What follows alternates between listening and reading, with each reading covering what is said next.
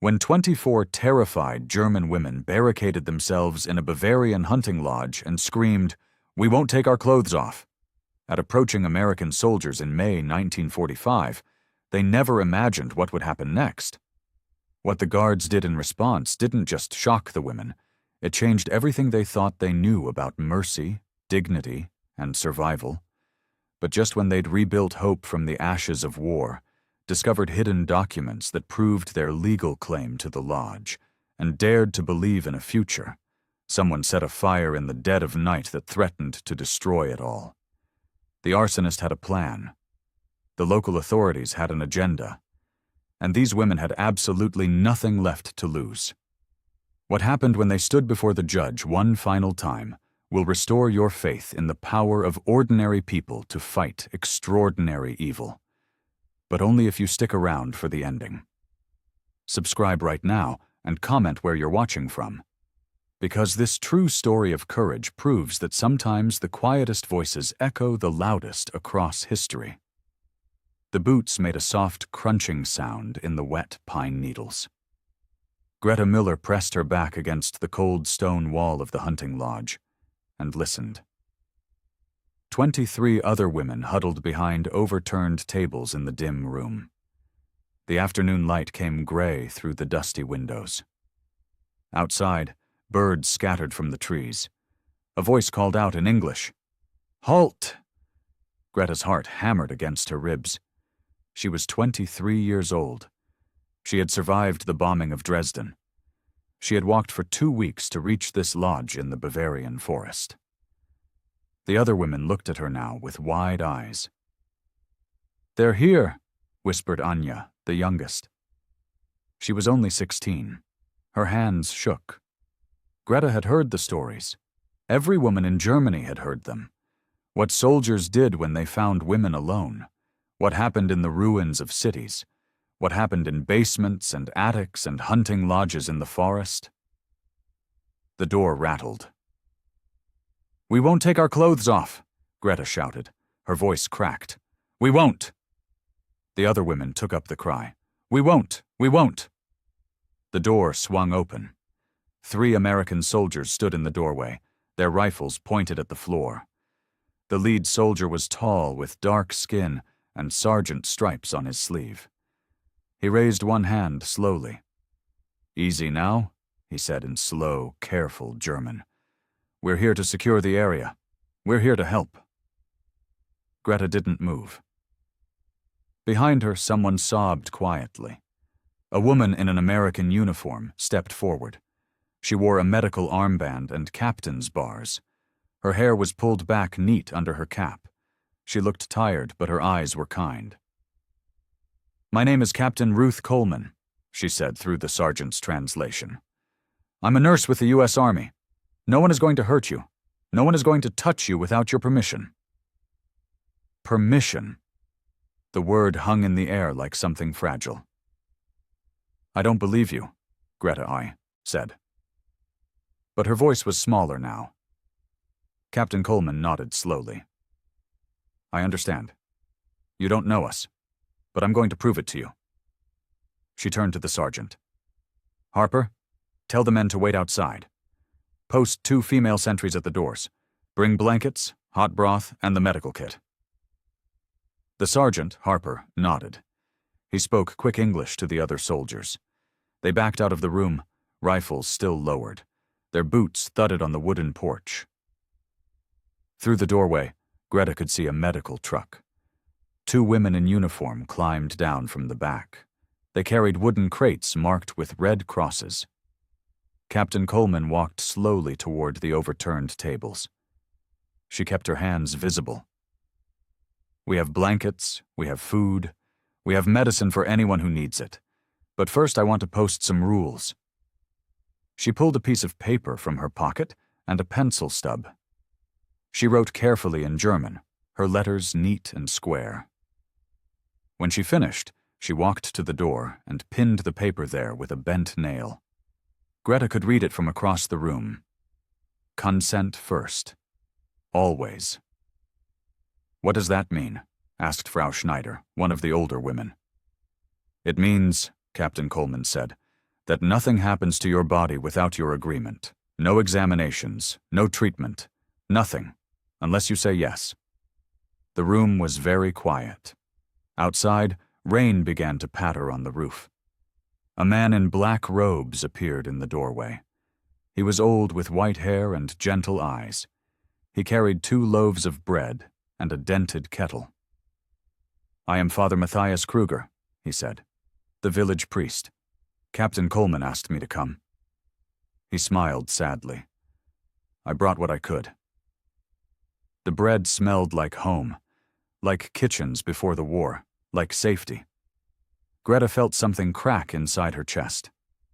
Captain Coleman's voice was soft.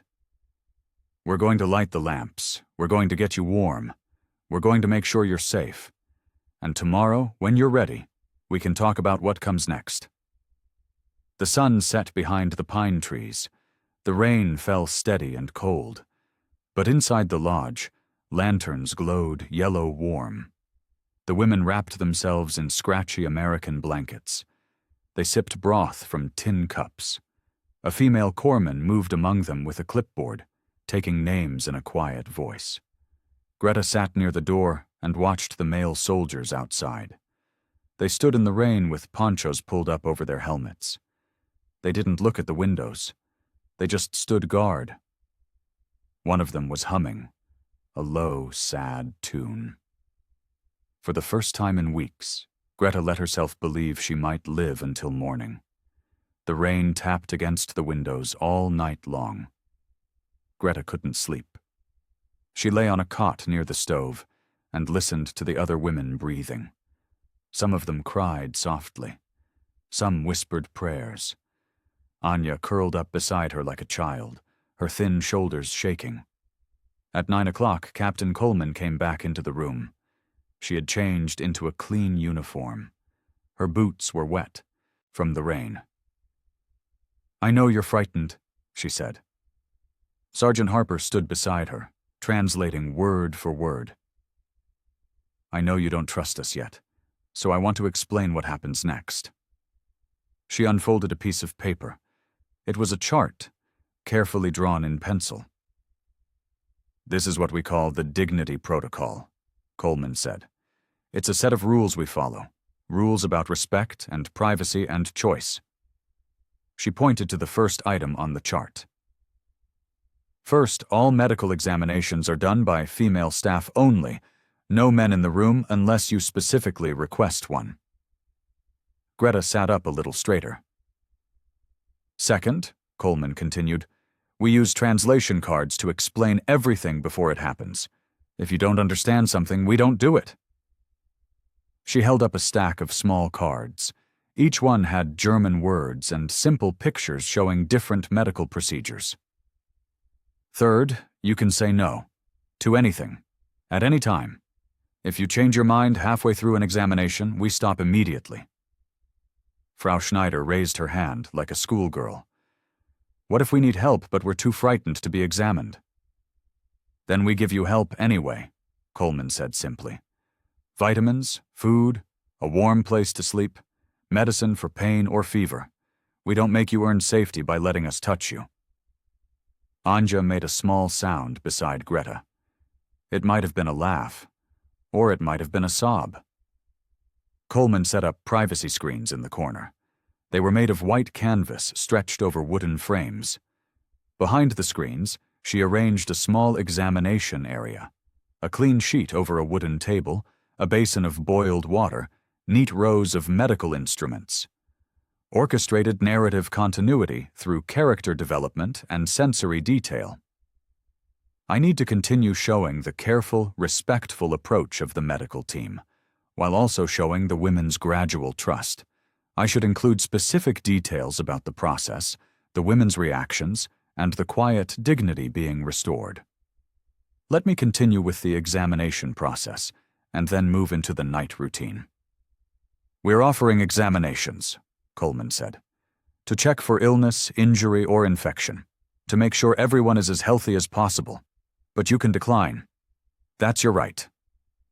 She placed a small stack of forms on the table. "These are consent forms. They explain what the examination involves. Sergeant Harper will read each one to you, line by line, in German. If you choose to proceed, you sign or make your mark at the bottom.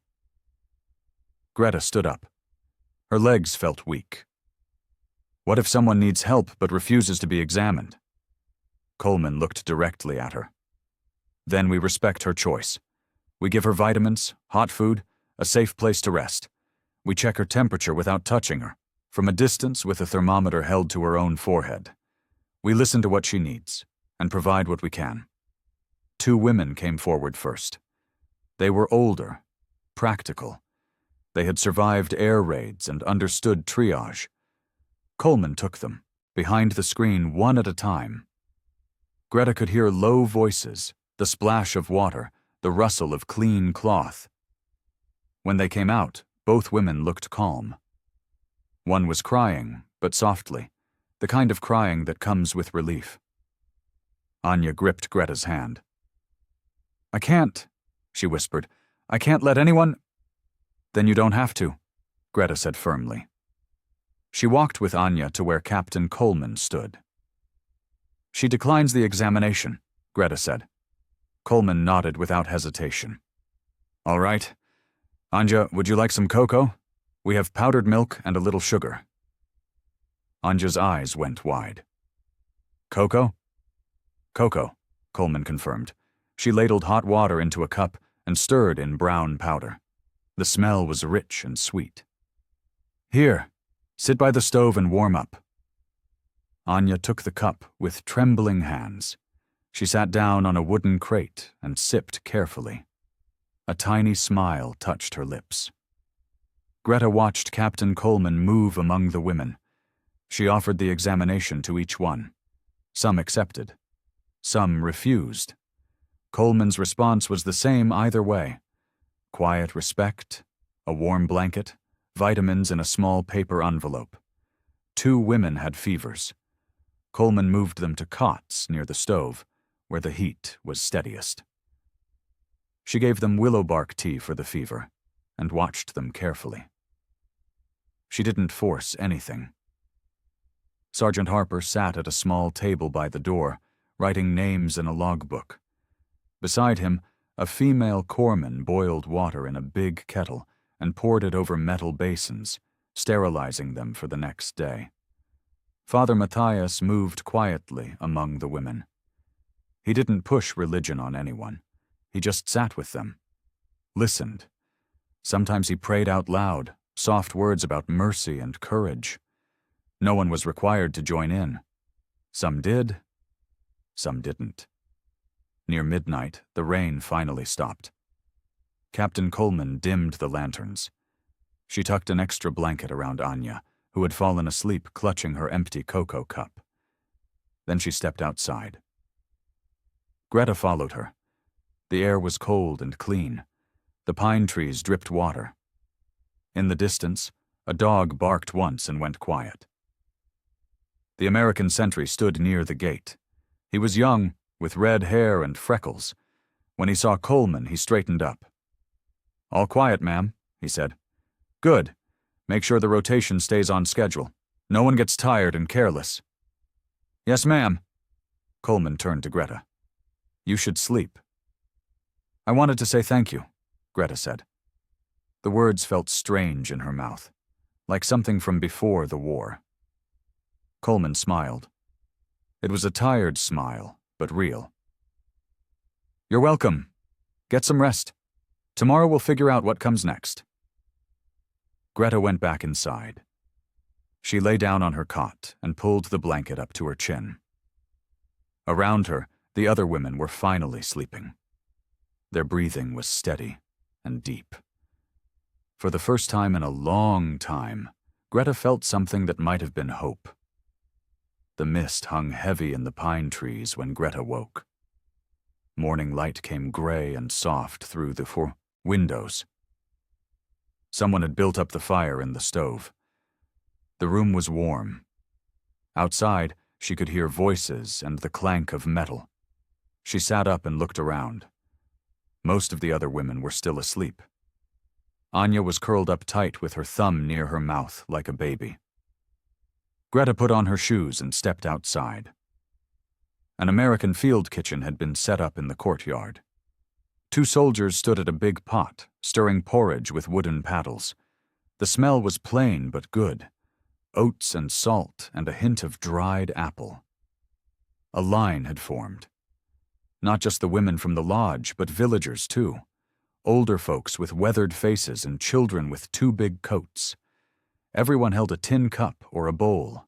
The soldiers ladled porridge into each container. The same amount for everyone. No questions asked. Greta got in line. When she reached the front, a young soldier smiled at her. "Morning, miss," he said in English. Then he tried German. "Guten Morgen." She almost laughed. His accent was terrible. He filled her bowl to the rim and handed it back carefully. "Eat up. Plenty more where that came from." She found a place to sit on the steps of the lodge. The porridge was hot and thick. It filled her stomach like a promise. Villagers arrived carrying things under white cloths. Frau Lotte Brandt, the widow who ran the ration house, organized them into a neat queue. She was a sturdy woman with steel-gray hair pulled back in a tight bun. "Flour," she announced, setting down a sack. "From the miller, and onions from the Becker farm. Not many, but honest ones." Captain Coleman came out of the lodge. She had been up most of the night checking on the women with fevers, but her uniform was neat and her eyes were sharp. "Thank you, Frau Brandt," she said. "We'll make sure it's distributed fairly." "See that you do," Frau Brandt said, but her tone was almost friendly.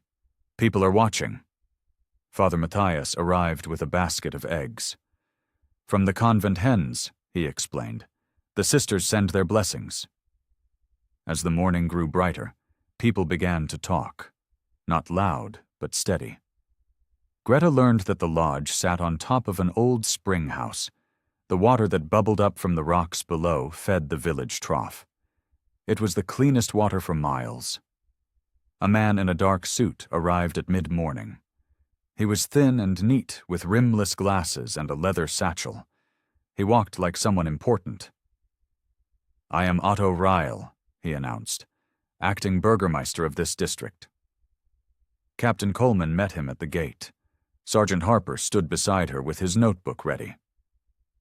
"Good morning, Herr Ryle," Coleman said politely. Ryle didn't waste time on pleasantries. He pulled a typed document from his satchel and handed it to her. "I am here to inform you that this lodge and the spring house beneath it are municipal property. They were commandeered by the SS during the war. Now that the Reich has fallen, they revert to town control." Coleman read the document slowly. Her face didn't change. "I see. And when does this transfer take effect?" 10 days, Ryle said. "After that, the lodge must be vacated for municipal use. The spring will be secured for the public water supply." "This building is currently classified as a medical facility under U.S. Army command," Coleman said calmly. "These women are under our protection." Ryle smiled. It was a cold smile, like winter sun on ice. "The war is over, Captain. Military authority must eventually give way to civil administration. 10 days. He tipped his hat and walked away. Sergeant Harper wrote everything down in his notebook. Every word, every detail. Father Matthias watched Ryle go. Then he turned to Coleman. "There may be documents," he said quietly. "From before the war. This lodge was a convalescent home once, for children with weak lungs. The sisters ran it as a cooperative." "Do you know where these documents might be?" Coleman asked. "The parish records, perhaps, or the town archives. The SS destroyed much, but not everything. Some things were hidden." Coleman nodded. "Then we'll look." At noon, the sun broke through the clouds for the first time in days. Greta stood in the courtyard and stared at the notice Ryle had pinned to the door. The word evict was underlined twice in black ink. 10 days. She thought about the warm blankets, the hot porridge, the sign on the door that said, "Consent first, always." The feeling, fragile as spring ice, that maybe they could build something here. 10 days wasn't enough time to heal. 10 days wasn't enough time for anything. A gust of wind caught the notice and made it flutter. Greta reached out and held it still with one hand. The paper was rough under her fingers. "We'll find a way," said a voice behind her. She turned. Captain Coleman stood there with her arms crossed. Her jaw was set. "How?" Greta asked. "I don't know yet, but we'll find a way." The afternoon was warmer. The wet earth smelled like pine and mushrooms. Greta helped set up a supply table under a canvas awning. The Americans had brought crates of soap, thread, needles, and lamp oil. Everything was organized in neat rows. A corpsman checked off items on a list. A wagon rolled into the courtyard around 3 o'clock. It was pulled by an old horse with a swayed back. The man driving wore a dark coat and a hat pulled low. His eyes were pale and cold. "Karl Weiss," Father Matthias murmured to Greta. "He trades on the black market. Careful around him." Weiss climbed down from the wagon and tied the horse to a post. He walked to the supply table and looked over the crates with a practiced eye. "Afternoon," he said in German. His voice was smooth. "I heard you might need supplies. I have coal. Good coal, not the dusty stuff. And cloth, real linen, not rags. Candles, too." Captain Coleman came out to meet him.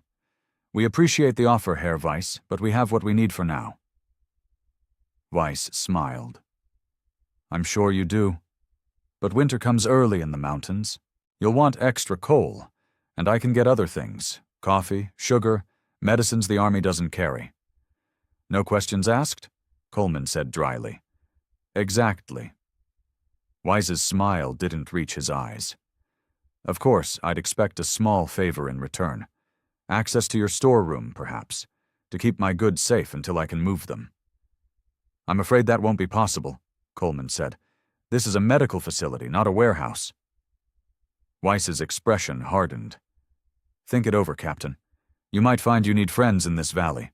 Friends with resources." Sergeant Harper appeared at Coleman's elbow. He held his notebook open and clicked his pen.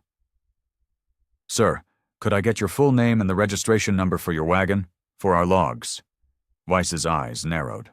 "What for?" "Standard procedure. We record all visits to military facilities." Weiss studied Harper for a long moment. Then he shrugged. "Karl Johann Weiss. Wagon belongs to my freight company." He rattled off a number. Harper wrote it all down carefully. Then he added, "I'll have the MPs note your vehicle when it passes the checkpoint." Weiss's jaw tightened. He looked at the supply table, at the lodge, at the women watching from the windows. His gaze lingered on the padlock, securing the springhouse door. "You're making a mistake, Captain," he said quietly. "This valley takes care of its own. Outsiders don't last." He climbed back onto his wagon and drove away. The wheels left deep ruts in the mud. Coleman watched him go. "I don't like him." "Neither do I," Harper said. "I'll make sure the MPs keep an eye on his movements." Inside the lodge, Coleman gathered the women in the main room. The afternoon light slanted through the windows, warm and golden. "I need to teach you something important," she said. "How to sterilize medical instruments." She brought out a metal pressure kettle. It was dented but clean. She filled it with water from the pump and set it on the stove. "This is how we keep things safe," she explained. "We boil everything at high heat. It kills the germs that make people sick." She showed them how to arrange the instruments in wire baskets, how to seal the kettle lid tight, how long to let the steam build. Anya watched with fierce concentration, her young face serious. "Why are you teaching us this?" asked Frau Schneider. Coleman looked at her steadily. "Because this is your home now. You should know how to take care of yourselves." After the lesson, Coleman posted a new notice on the wall. "Daily rations, equal portions for all." No one gets more because they're stronger, she said. No one gets less because they're weak. We all eat the same. As evening fell, soup was ladled into bowls.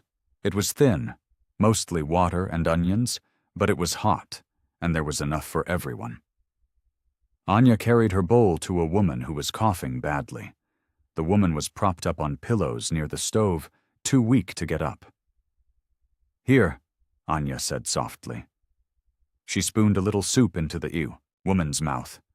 Then she slipped a sugar cube from her pocket and stirred it in. For strength. Greta watched from across the room. She felt something warm bloom in her chest. Not quite hope, but close. At the doorway, Otto Ryle stood in the shadows. He watched the women eating together. He watched Coleman checking the stove. He watched the easy cooperation, the shared labor. His face was blank, but his eyes were calculating. Outside, thunder rumbled in the distance. Another storm was coming. Dawn came pale and cold. Sergeant Harper stood in the courtyard and looked at the bicycle leaning against the lodge wall. It was old and rusty, borrowed from Father Matthias. The tires were patched with strips of inner tube. "You sure about this?" Captain Coleman asked.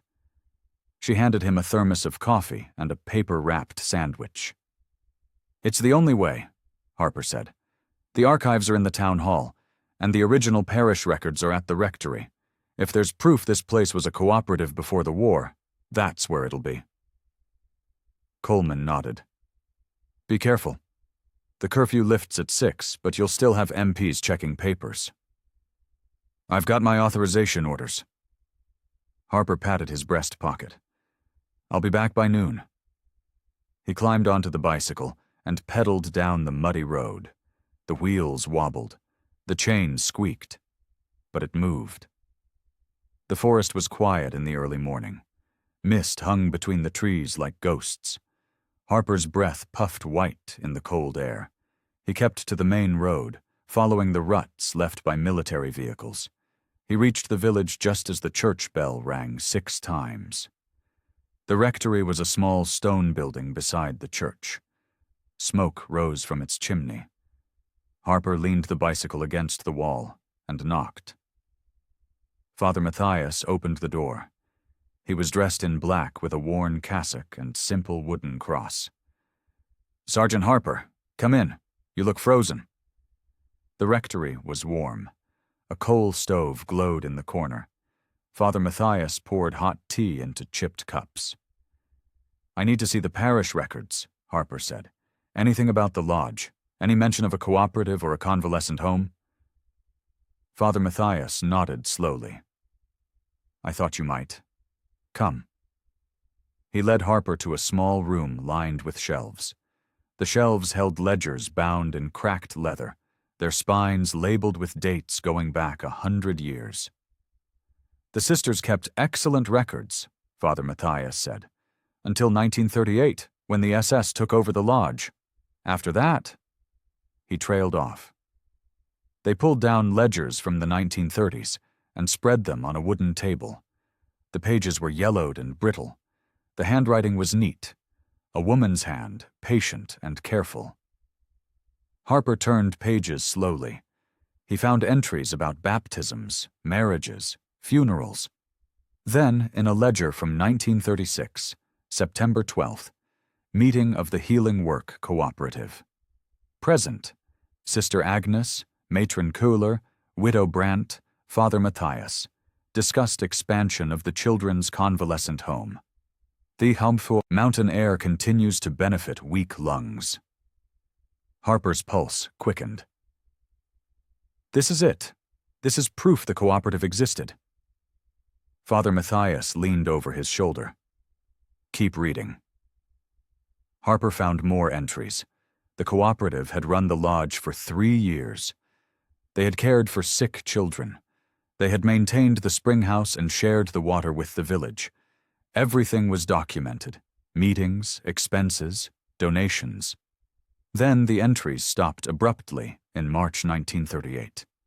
The last entry, in a shaking hand: "The SS have given us notice. We must vacate within the week. God preserve this work for future hands. They were driven out, Harper said quietly. Yes. Father Matthias closed the ledger gently. The SS used the lodge as a recreation facility for officers.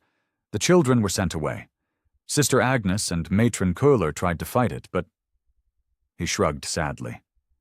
It was 1938. No one could fight the SS. Harper made careful notes. He copied names, dates, details. Is there anything else? Any legal documents? There might be something in the town archives, Father Matthias said. The rat house keeps duplicate books, records the SS often didn't bother to destroy because they seemed unimportant. Harper finished his tea and stood. Thank you, Father. Go with God, Sergeant, and be careful. Ryle has eyes everywhere. The rat house was a gray stone building in the village square. Its windows were shuttered. A clerk sat at a desk inside, an old man with ink-stained fingers and a green eye shade. Harper presented his authorization papers. I need to see land deeds and property records for the hunting lodge outside town. The clerk looked nervous. He glanced at the closed door of the Burgermeister's office.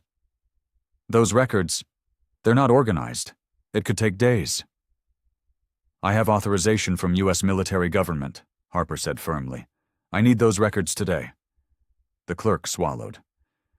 Perhaps, if you looked in the duplicate books, the SS didn't bother with those. Drawer 17 in the basement. Harper followed him down narrow stairs to a basement lit by a single bulb. Rows of wooden filing cabinets stood covered in dust. The clerk pointed to drawer 17 and hurried back upstairs. Harper pulled open the drawer. Inside were folders thick with old paper, deeds, surveys, tax records from before the war. He found the file for the lodge in the back. Inside was a survey map from 1935 showing the boundaries of the property, and beneath that, a single page that made his heart race. Bequest and Charter. By this document, the property known as the Mountain Lodge is granted to the Healing Work Cooperative for the practice of healing work in perpetuity. Signed this day, April 3, 1936. The signature was illegible, but at the bottom was a wax seal, pressed into the paper with a careful hand. The seal showed a small emblem, 2 hands holding a wheat sheaf, and beneath it the words, Mercy and Labor. Harper copied everything. He sketched the seal. He noted the file number. When he came back upstairs, the clerk was sweating despite the cold. Did you find what you needed? Yes, thank you. Harper pedaled back to the lodge just before noon. His clothes were spattered with mud. His legs ached. But he was smiling. Greta met him at the gate. You found something. I found everything, Harper said. He pulled out his notebook and showed her his sketches. The cooperative was real, it was legal, and according to this charter the lodge was given to them permanently for healing work. Greta stared at the drawings. Her hands trembled. Can we use this? Can we stop Ryle? Maybe, Harper said, but there's a problem. The charter needs a successor's signature and seal. Without that, it's incomplete. Father Matthias had followed Greta to the gate. He looked at Harper's sketches for a long moment. Then his eyes widened. My sister, he said quietly. Sister Agnes. She was named as the matron's designated successor, just before the SS took over. Do you have any of her papers? Harper asked. Father Matthias's face was pale. She died in the bombing of the convent in 1943, but I kept her effects. I have them in a small iron box at the rectory. Hope flickered like a candle in the wind. Can we look? Greta asked. Please? Father Matthias nodded slowly. We can look. The afternoon sun poured through the dusty windows of the lodge. Greta stood in what used to be a sitting room. The furniture had been pushed against the walls years ago. Spiderwebs hung in the corners. But the light was good, and the floor was solid. "This could be our records room," she said. Captain Coleman nodded. "Let's clean it out. We'll need a safe place to keep documents." Anya and 2 other women brought brooms and rags. They swept away years of dust and dead leaves. The windows came clean with vinegar water. The wainscoting underneath was dark wood, carved with simple patterns. As they worked, Anya noticed something strange.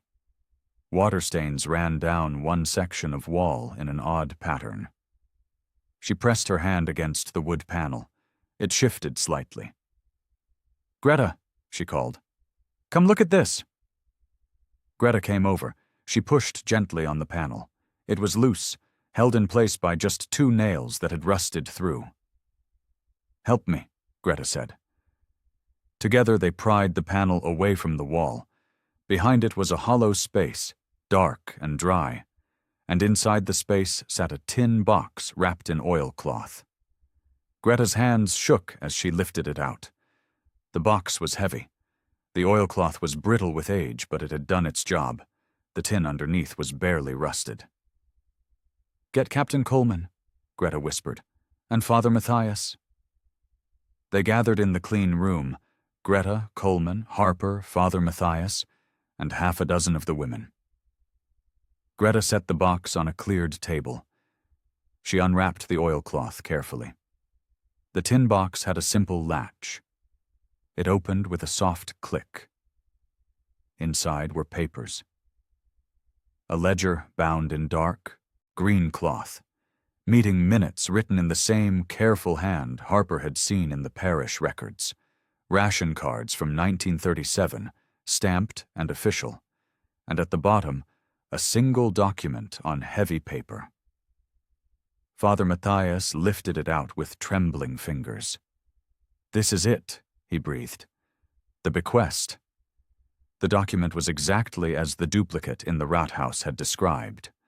But this was the original. The ink was faded but still legible. By this document, the property known as the Mountain Lodge is granted to the Healing Work Cooperative for the practice of healing work in perpetuity. The signature at the bottom was clearer on this copy. Helena Richter, landowner. And beneath that, in a different hand, received and accepted by Sister Agnes Kruger, designated successor to Matron Köhler for the Healing Work Cooperative. But there was no seal, just a blank space where it should have been.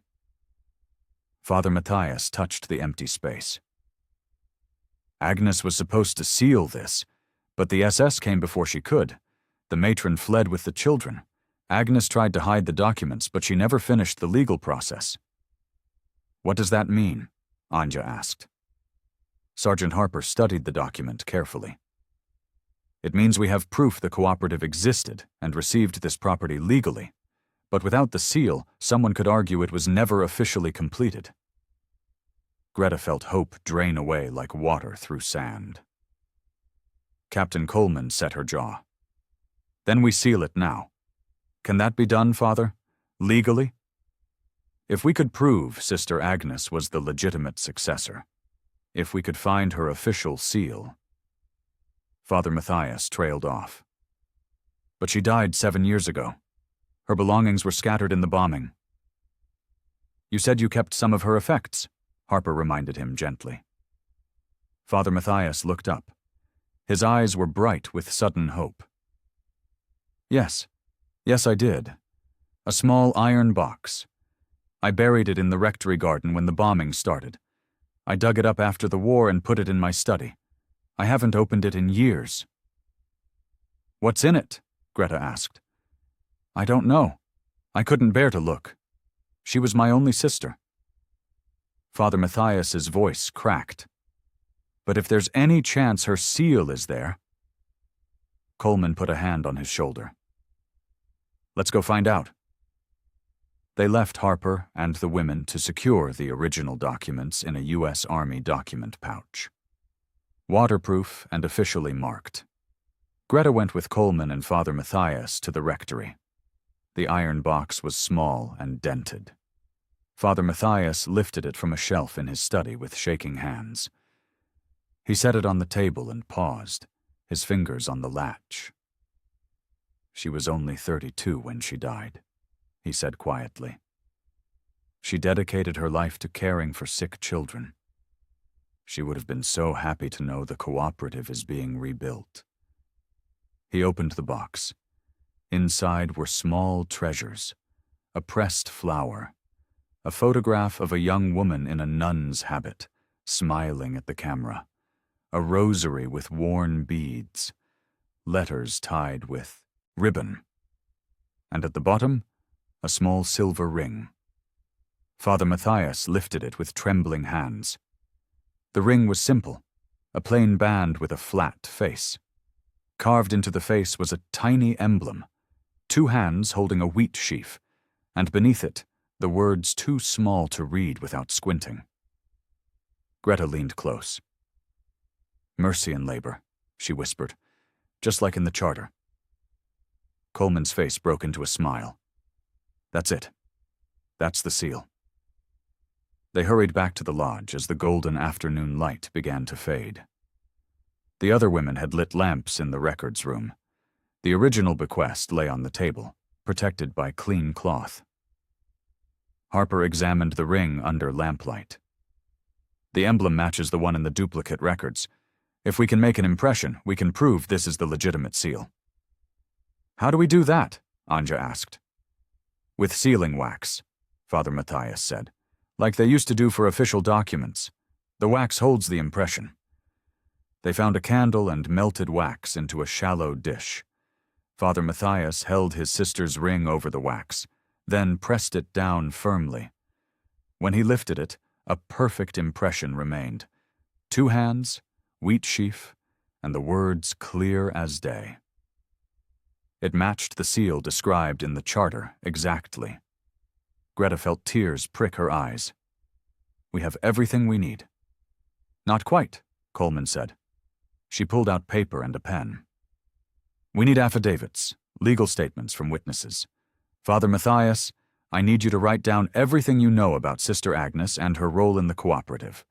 Harper, we need an official statement about where and how these documents were found." They worked late into the evening. Father Matthias wrote slowly, his hand cramping around the pen. Harper typed on a portable typewriter, the keys clacking in the quiet room. Coleman drafted her own statement as the attending U.S. medical officer. When they finished, they had a complete file: the original bequest, the ledger, meeting minutes, the seal impression, and 3 sworn affidavits. Greta copied the most important passages into a small notebook she'd found in the supply crate. She wrote carefully, preserving every word. This was their story, their claim, their hope. Outside, night settled over the forest. The stars came out cold and bright. Greta stood at the window and looked up at them. Somewhere up there, maybe Sister Agnes was watching. Maybe she was glad her work would continue. "We won't let it die," Greta whispered to the stars. "I promise." Morning came bright and clear. The courtyard of the lodge filled with women carrying buckets and brooms. Someone had found a piece of chalk, and Greta used it to make a list on a board leaned against the wall. Chores: laundry, kitchen, wood, records, garden. The women studied the list. Then they began to organize themselves. The older women took the kitchen. They knew how to stretch supplies and make soup from almost nothing. The younger ones took laundry and wood gathering. Greta stayed with the records. Captain Coleman watched from the doorway. "You're building something real here," she said quietly to Father Matthias. "They're building it themselves," he replied. "We're just helping them remember how." At 10 o'clock, Coleman called everyone together in the main room. The women gathered, some sitting on crates, others standing. Anya perched on a windowsill with her burned arm bandaged clean. "I want to talk about what happens next," Coleman said. Harper translated, his voice steady. We have documents that prove this lodge belonged to the Healing Work Cooperative before the war. But documents alone won't be enough. We need to show that the cooperative still exists, that it's real and active, not just a memory. How do we do that? Frau Brandt asked. She had become a regular presence at the lodge, helping organize supplies and manage rations. You reform the cooperative officially, Coleman said. You elect leaders, you write down rules, you make decisions together, as a group. The women looked at each other uncertainly. I don't know how to do that, Anya said in a small voice. We'll help you, Harper said, but it has to be your cooperative, not ours. You decide how it works. Greta stood up. Her heart pounded, but her voice was clear. Then I think we should vote. On everything. That's what cooperatives do. Everyone has a say. Frau Schneider nodded. I agree. No one person should have all the power. We've seen where that leads. One by one, the women spoke up. They talked about what they needed, what they feared, what they hoped for. By noon, they had made decisions. They elected Greta as the recorder, the person who would keep written notes of all meetings and decisions. Frau Brandt would be the provisions liaison, managing rations and supplies. And they formed a rotating council, 3 women who would serve for 1 month, then step down to let others lead. What about rules? Coleman prompted gently. The room went quiet. Then Anya raised her hand. Consent, she said. That should be the first rule, like the sign on the door. Nothing happens to anyone's body without their permission. Yes, Greta said. She wrote it in her notebook. Rule 1. Consent always. Equal rations, Frau Brandt said. Everyone eats the same. No one gets extra because they're stronger or less because they're weak. Greta wrote, Rule 2. Equal rations. Father Matthias spoke from the doorway. And truth in records, everything written down honestly, no hidden dealings. The women murmured agreement. Greta wrote, Rule 3, Truth in records. They read the 3 rules aloud together. Their voices blended, young and old, strong and weak. For the first time they sounded like one voice. Sergeant Harper cleared his throat. Now we need to make this official. I can draft a telegram to the Office of Military Government, United States, OMGUS. They oversee civil affairs. If we request a hearing about stewardship of this property, they'll have to consider it. How long will that take? Greta asked. A day or 2, depending on the telegraph lines. Maybe longer, but it's our best chance. Coleman nodded. Do it. Harper sat at the small table and began to write. His handwriting was neat and precise. To OMGUS Civil Affairs. Section from Captain Ruth Coleman, U.S. Army Medical Corps, request formal hearing retuans, stewardship of property known as Mountain Lodge. Evidence of pre-war cooperative charter discovered. Claimants prepared to present documents and testimony. Urgent reply requested. He showed it to Coleman. She read it, then nodded. Send it. Father Matthias offered to bicycle the telegram to the nearest signal station, a U.S. Army post 10 kilometers away. He wrapped the message in oilcloth and tucked it inside his coat. I'll be back by evening, he promised. After he left, the women returned to their chores. But there was a new energy in the air, a sense of purpose. Greta went to the records room and carefully arranged the documents. She wrapped the original bequest in clean cloth. She placed Sister Agnes's ring in a small wooden box lined with cotton. Everything was labeled and organized. Late in the afternoon, Father Matthias returned. He was breathing hard from the bicycle ride, but his eyes were bright. The telegram is sent, he announced. The officer at the signal station said replies usually come within 24 to 48 hours. He'll send a runner as soon as he hears anything. That evening, they held a small ceremony in the courtyard. The women gathered in a circle as the sun set behind the pine trees. Father Matthias brought a handbell from the church, small and silver with a clear, sweet tone. He rang it 3 times. The sound echoed across the valley. "We witness the rebirth of the Healing Work Cooperative," he said solemnly. "May it continue the good work begun by those who came before. May it offer mercy and labor to all who need it." He didn't make them pray. He didn't require anything. He just offered a blessing, and those who wanted to could accept it. Greta felt something settle in her chest, something solid and real. For so long she had been running, hiding, surviving day by day. Now she was part of something bigger, something that might last. As darkness fell, the women went inside. But Greta stayed in the courtyard a little longer.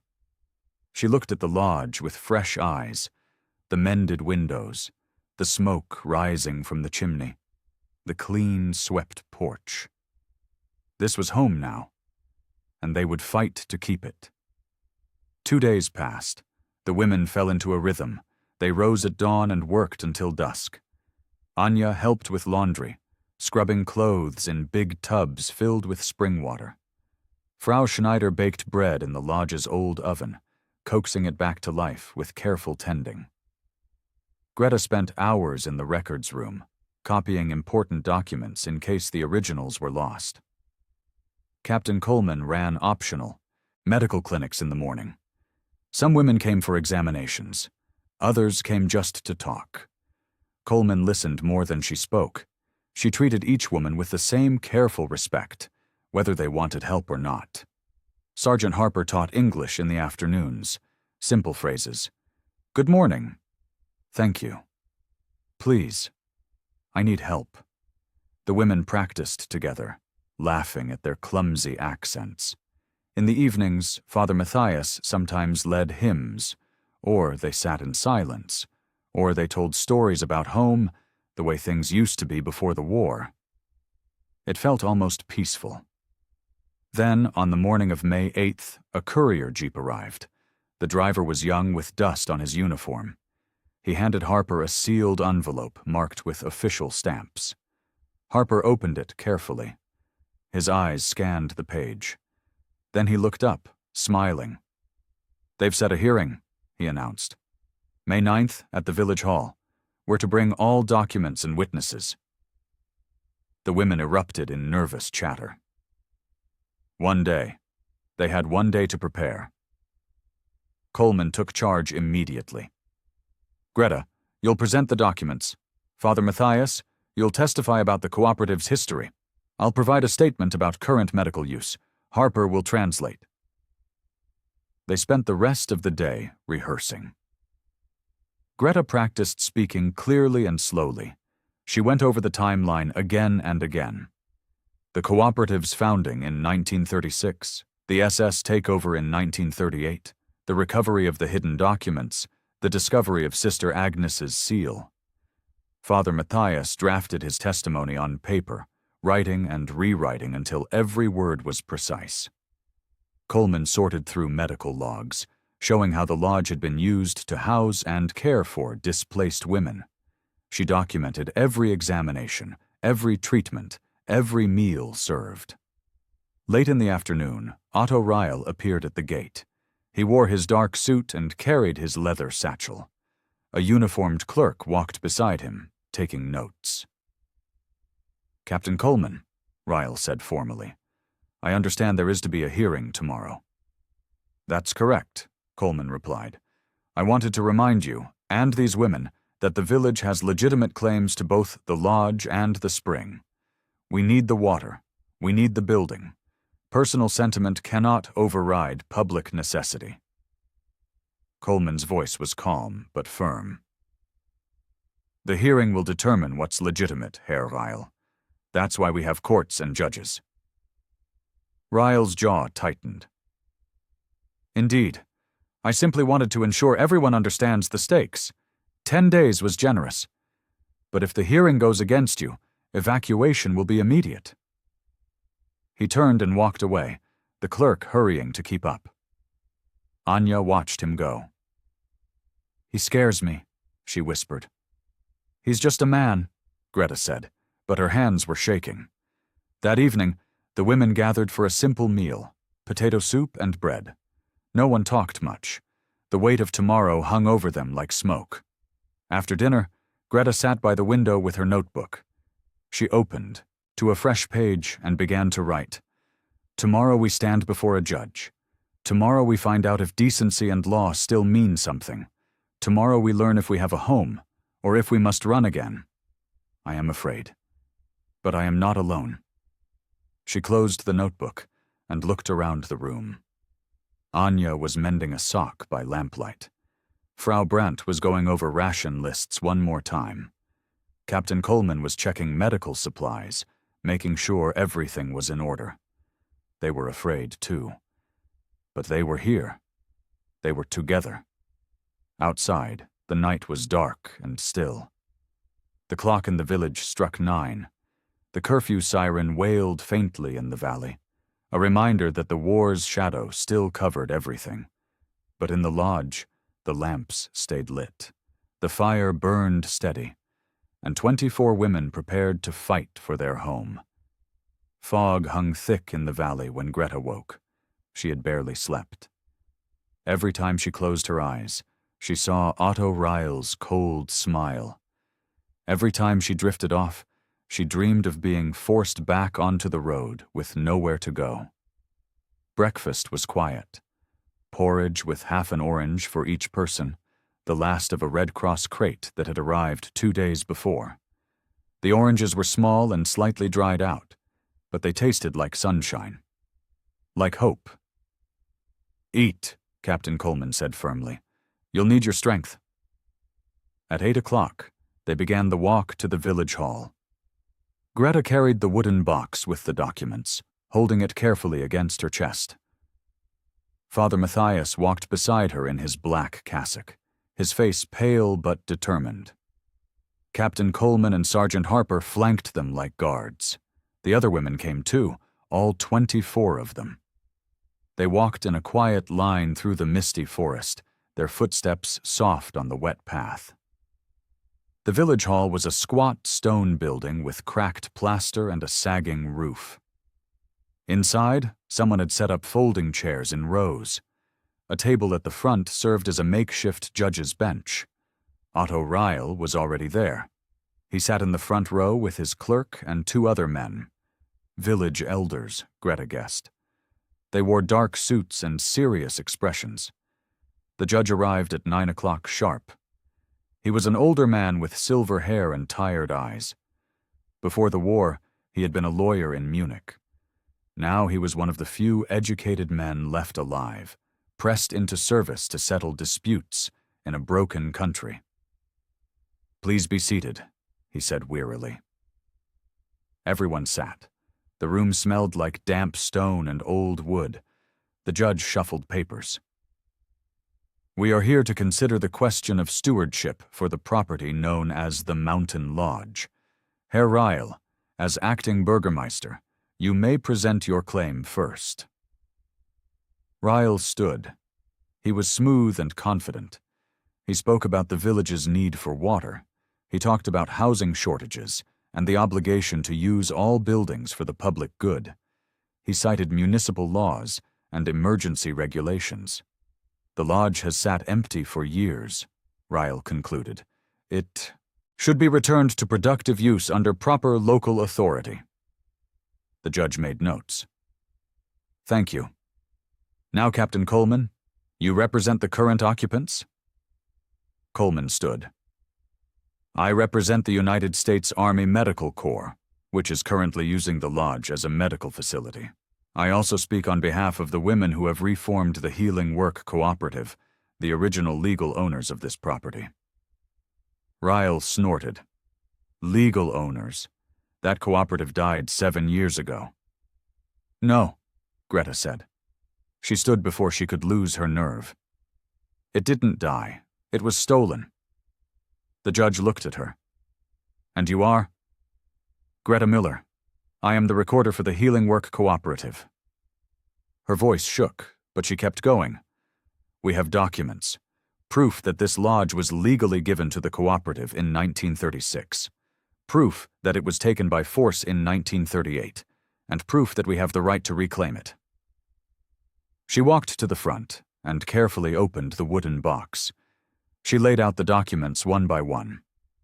The original bequest, the ledger, the meeting minutes. Sergeant Harper translated as she spoke, his voice clear and precise. The judge leaned forward. He picked up the bequest and read it slowly. His finger traced the signatures. Then he stopped at the empty space where the seal should be. "This document is incomplete," he said. "It lacks the successor's seal. Without that, I cannot verify its authenticity." Greta's heart sank. Father Matthias stood. "Your Honor, I can explain the seal." He came forward and told the story of his sister, Sister Agnes, how she had been designated as the matron's successor, how the SS had come before she could complete the legal process, how she had hidden the documents, hoping someone would find them someday. "My sister died in 1943, Father Matthias said quietly, "but I kept her effects, including this." He opened the small wooden box and lifted out Sister Agnes's ring. The judge took it carefully. He examined the seal carved into the silver. Then he looked at the sketches Harper had made from the duplicate records in the rat house. "The emblems match," Harper said. "We can verify it with sealing wax." Someone brought a candle. Father Matthias melted wax and pressed the ring into it. The impression was perfect, 2 hands holding a wheat sheaf, and beneath it the words mercy and labor. The judge compared it to the description in the charter. His expression was unreadable. "This is unusual," he said finally. "The documents appear authentic. The seal matches the records. But the cooperative has been dormant for 7 years. Can it simply be reactivated?" "Why not?" Greta asked. "The law that created it still exists. The property was never legally transferred. The work we do, healing work, is the same work the original cooperative did." The judge rubbed his temples. "I need time to review this. The hearing is recessed for 48 hours. Both parties will submit additional written statements. We will reconvene on May 9th to hear final testimony." Greta's stomach dropped. 2 more days of waiting. 2 more days of uncertainty. Outside the village hall, Father Matthias put a hand on Greta's shoulder. "You did well." "We didn't win," Greta said. "We didn't lose either, and that's something." Rain began to fall as they walked back to the lodge. Greta felt numb. 48 hours. Anything could happen in 48 hours. Ryle could find a way to discredit them. The judge could decide against them. The world could end. Back at the lodge, the women gathered around the stove. No one spoke. They just sat together, listening to the rain drum on the roof. Father Matthias stood near the window, staring out at the gray forest. His face was troubled. "What is it?" Captain Coleman asked quietly. "I'm trying to remember," he said. "Something about my sister's papers. She wrote to me once just before the bombing. She said she was sending me something for safekeeping, but I was away on church business. I never saw what she sent." "When was this?" Harper asked. "Spring of 1943, right before the convent was hit." Father Matthias closed his eyes, thinking. "I came back to find the rectory damaged and my housekeeper dead. So much was lost or scattered. I assumed Agnes's package was destroyed." "Or hidden," Coleman said, "like the documents in the wall." Father Matthias turned. "We buried things. Everyone did, when the bombing started. My housekeeper might have buried Agnes's package in the garden along with the church silver." "Have you looked?" Greta asked. "I found the silver and my sister's iron box, but I never looked for anything else. I thought that was all there was." Harper grabbed his coat. "Let's go look now." They hurried through the rain to the rectory. The garden was overgrown with weeds. but the spots where things had been buried were still visible, low places where the earth had settled. Father Matthias pointed to a corner near the hedge. There. That's where I found the iron box, but there's another depression there just beyond it. I never checked it. Harper fetched a shovel from the church shed. He began to dig carefully, turning over dark, wet earth. 30 centimeters down, the shovel struck something solid. Harper knelt and brushed away mud. A wooden box emerged, small and weathered but intact. It had been wrapped in a piece of oilcloth that had mostly rotted away. Father Matthias lifted it out with shaking hands. The box wasn't locked. He opened it. Inside was a single envelope, sealed with wax. The wax had cracked with age, but the envelope itself was dry. Father Matthias turned it over. On the front, in faded ink, "For Matthias. Open if I do not return." His hands trembled as he broke the seal. Inside was a letter and something small wrapped in cloth. He unfolded the letter and read aloud, his voice breaking. "Dear brother, if you are reading this, I am gone. I have been appointed the official successor to Matron Köhler for the Healing Work Cooperative. I have also been entrusted with the cooperative's seal, the ring our grandmother gave me on my vows. I know the SS may come soon. If they do, I will hide the cooperative's papers and hope they are found by people who will use them wisely. But I send the ring to you for safekeeping, along with this affidavit witnessed by Father Klaus and Sister Maria. If the cooperative ever rises again, give them the ring. It is their birthright. Your loving sister, Agnes." Father Matthias unwrapped the cloth. Inside was a ring, identical to the one he had found in the iron box. No, Greta realized. Not identical. This one was slightly larger, with a broader seal face, and when she looked closer, she could see tiny letters engraved around the band. Healing Work Cooperative, 1936. 2 rings, Harper breathed. She had 2. Father Matthias nodded slowly. One was her personal ring, the one I kept. This one was the official cooperative seal, made specifically for legal documents. Beneath the ring was a single sheet of paper, an affidavit dated March 15, 1943. "I, Sister Agnes Kruger, hereby attest that I am the duly appointed successor to Matron Köhler for the Healing Work Cooperative. I hold the cooperative's seal in trust until such time as the work can resume. Witnessed, Father Klaus Weber, Sister Maria Hoffmann." Both witnesses had signed. Their signatures were clear and official. Harper's eyes were wide. This is it. This is the validation the judge needs. "We have to file it before the next hearing," Coleman said. "We need to get this to the judge's office today." Harper wrapped the ring and affidavit carefully in fresh oilcloth. "I'll take it now. On the bicycle." "In this rain?" Greta asked. "In this rain," Harper said firmly. He pulled on his coat and cap. "This is too important to wait." He rode off into the storm, the precious package tucked inside his coat. The rest of them went back to the lodge. They changed into dry clothes and gathered around the stove. No one could rest.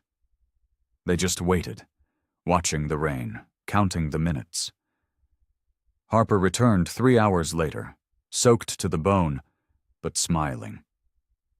"It's filed," he said. "The clerk time-stamped the receipt. The judge will have it first thing in the morning." Father Matthias bowed his head. Tears ran down his weathered cheeks. "Agnes," he whispered, "you did it. Even from the grave, you protected this place." That evening they shared what little food they had. The rain finally stopped around sunset. A runner arrived from the village, equally soaked, carrying a note from the judge. Documents received. Hearing reset for May 9th at 10 a.m. Bring witnesses. 2 days. They had 2 days to prepare their final testimony. 2 days to prove they deserved this home.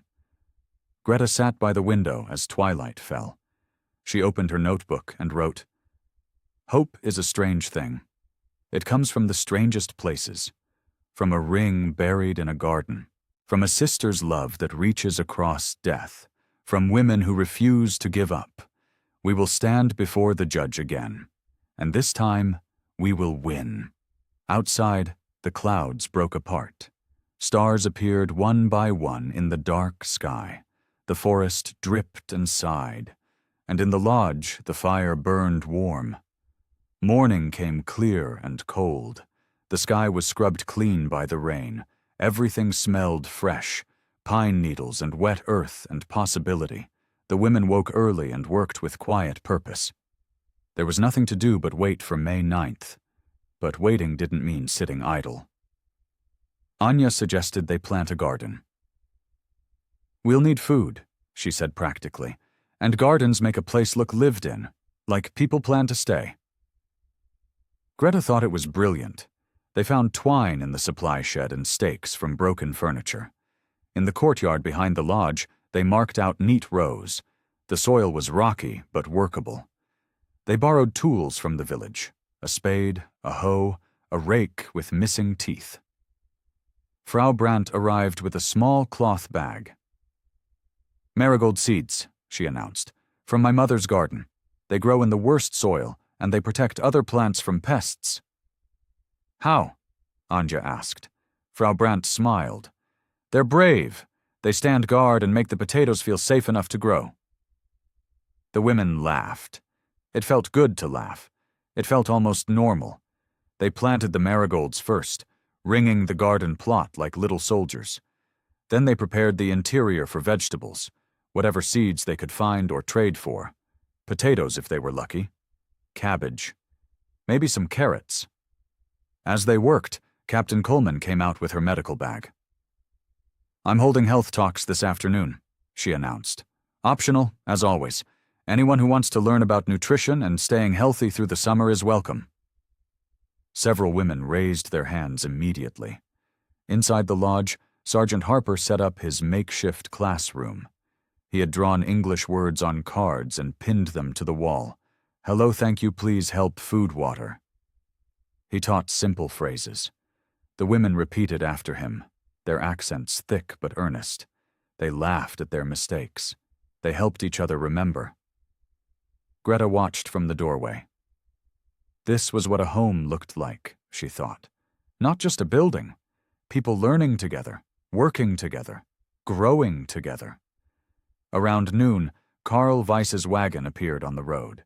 He drove past slowly, staring at the garden plot, at the women working in the sun, at the neat rows of stakes and the careful furrows.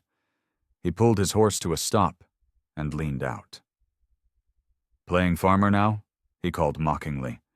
"You know, village hens can't just decide they're nurses and gardeners. This land belongs to the town."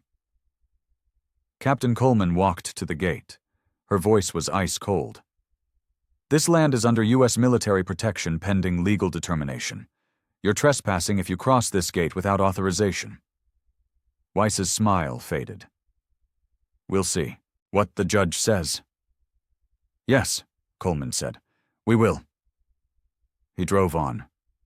But the moment had soured the morning's joy. Anya stood in the garden, her hands dirty from planting. "Why does he hate us so much?" "He doesn't hate you," Greta said quietly. "He just wants to control things. People like him can't stand it when others refuse to be controlled." The women went back to work. By sunset, the garden was finished. Rows of turned earth, stakes marking where seeds would go. And around the edges, the marigolds, tiny guardians waiting to bloom.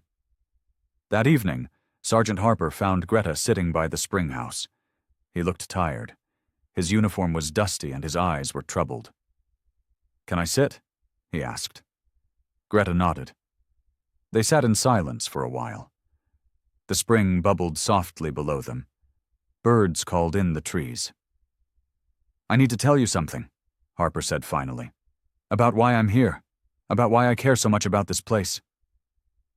Greta waited. I was a medic, Harper said. During the fighting, I did battlefield triage, deciding who got help first, who could wait, who was beyond saving. His voice cracked. There was a boy. Couldn't have been more than 17. He was gut shot. I knew he wouldn't make it. We didn't have the supplies, didn't have the time. There were men I could save if I worked fast. So I moved on. I left him. Greta's throat tightened. He called for his mother, Harper whispered. He died calling for his mother, and I was 20 feet away helping someone else. You saved the others, Greta said softly. I know. I know that's how triage works. I know I made the right choice by the numbers. But I dream about him.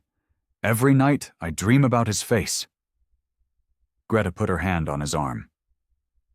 Do you know what's in the old ledger? From the cooperative? Harper shook his head. There's a line in the margins. Someone wrote it years ago. No life is small if kept in trust. I think about that a lot. I think it means that every life we protect matters. Every choice to show mercy instead of cruelty. Every moment we choose dignity over despair. Harper closed his eyes. You really believe that? I have to, Greta said. If I don't believe it, then everything that happened, everything we survived, it all means nothing. They sat together as darkness fell. The spring whispered below them. Stars emerged overhead, cold and bright. In the tree line, a shadow moved. A match flared briefly, then went out. Neither of them saw it. The village hall was packed. Greta had never seen so many people crammed into one room. Villagers stood along the walls. Women from the lodge sat in the front rows. American soldiers stood at attention by the doors. The judge entered at exactly 10 o'clock. Everyone stood. Please be seated, he said. He looked more tired than before, like he hadn't slept in 2 days. Maybe he hadn't. He arranged papers on his desk with careful hands. Then he looked up. I have reviewed all documents submitted by both parties. I have examined the original bequest, the cooperative ledger, the meeting minutes, and the affidavits. I have also consulted with legal scholars at the U.S. military government regarding precedent for property claims in occupied Germany. Greta's heart hammered. She gripped Anya's hand so tight the girl winced. The judge continued. The evidence is clear. The Healing Work Cooperative was legally established in 1936. The property known as the Mountain Lodge was legally deeded to that cooperative for the purpose of healing work in perpetuity. The cooperative was forcibly disbanded by the SS in 1938, but it was never legally dissolved. Otto Ryle shifted in his seat. His face was pale. Furthermore, the judge said, I have verified the authenticity of Sister Agnes Kruger's seal. The ring matches records in the church archives and the Rathaus duplicate books. Her affidavit, properly witnessed, confirms her role as designated successor to the cooperative's leadership. He paused and took a sip of water. However, there remains a question.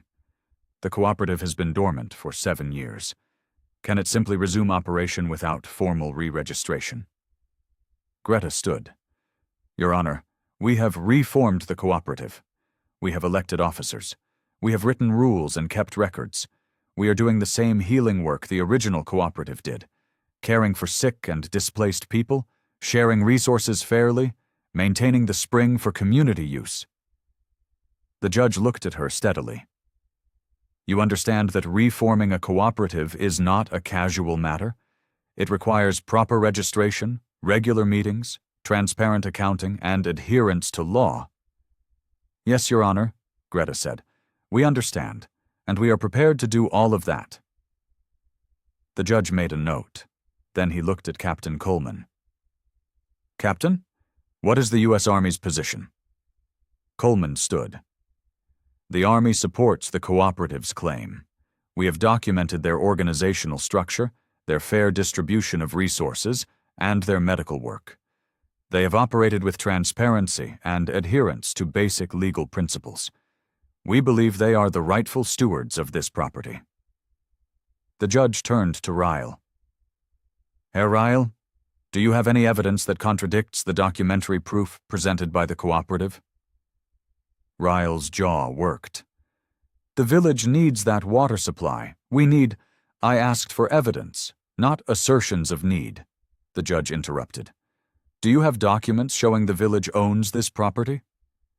Ryle's silence was answer enough. The judge shuffled his papers one more time. Then he spoke, his voice formal and final. Based on the evidence presented, I grant provisional stewardship of the Mountain Lodge and associated spring house to the reconstituted Healing Work Cooperative, pending full registration within 30 days. During this provisional period, the cooperative must maintain proper records, hold regular meetings, and demonstrate capacity for long-term stewardship. A U.S. liaison officer will observe and report on compliance. Greta couldn't breathe. Provisional stewardship. That meant yes. They had won. The judge continued. The municipal claim is overruled. However, the cooperative must provide reasonable access to the spring for village water needs, as was the practice before 1938. This is not negotiable. We agree, Greta said quickly. The water is for everyone. The judge banged his gavel once. So ordered. This hearing is concluded. The room erupted. The women from the lodge hugged each other, crying and laughing. Villagers murmured in surprise. Some looked pleased. Others looked uncertain. Otto Ryle stood abruptly and walked out without a word. His clerk hurried after him. Father Matthias embraced Greta. You did it. Agnes would be so proud. We all did it, Greta said. Her voice shook. All of us together. Outside, the May sunshine was warm and bright.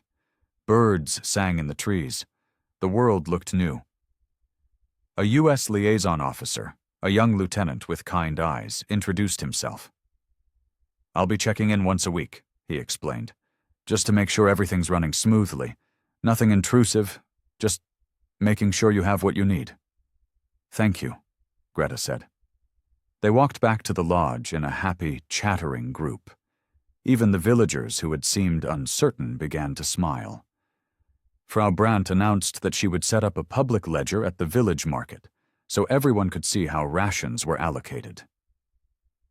Transparency builds trust, she said firmly.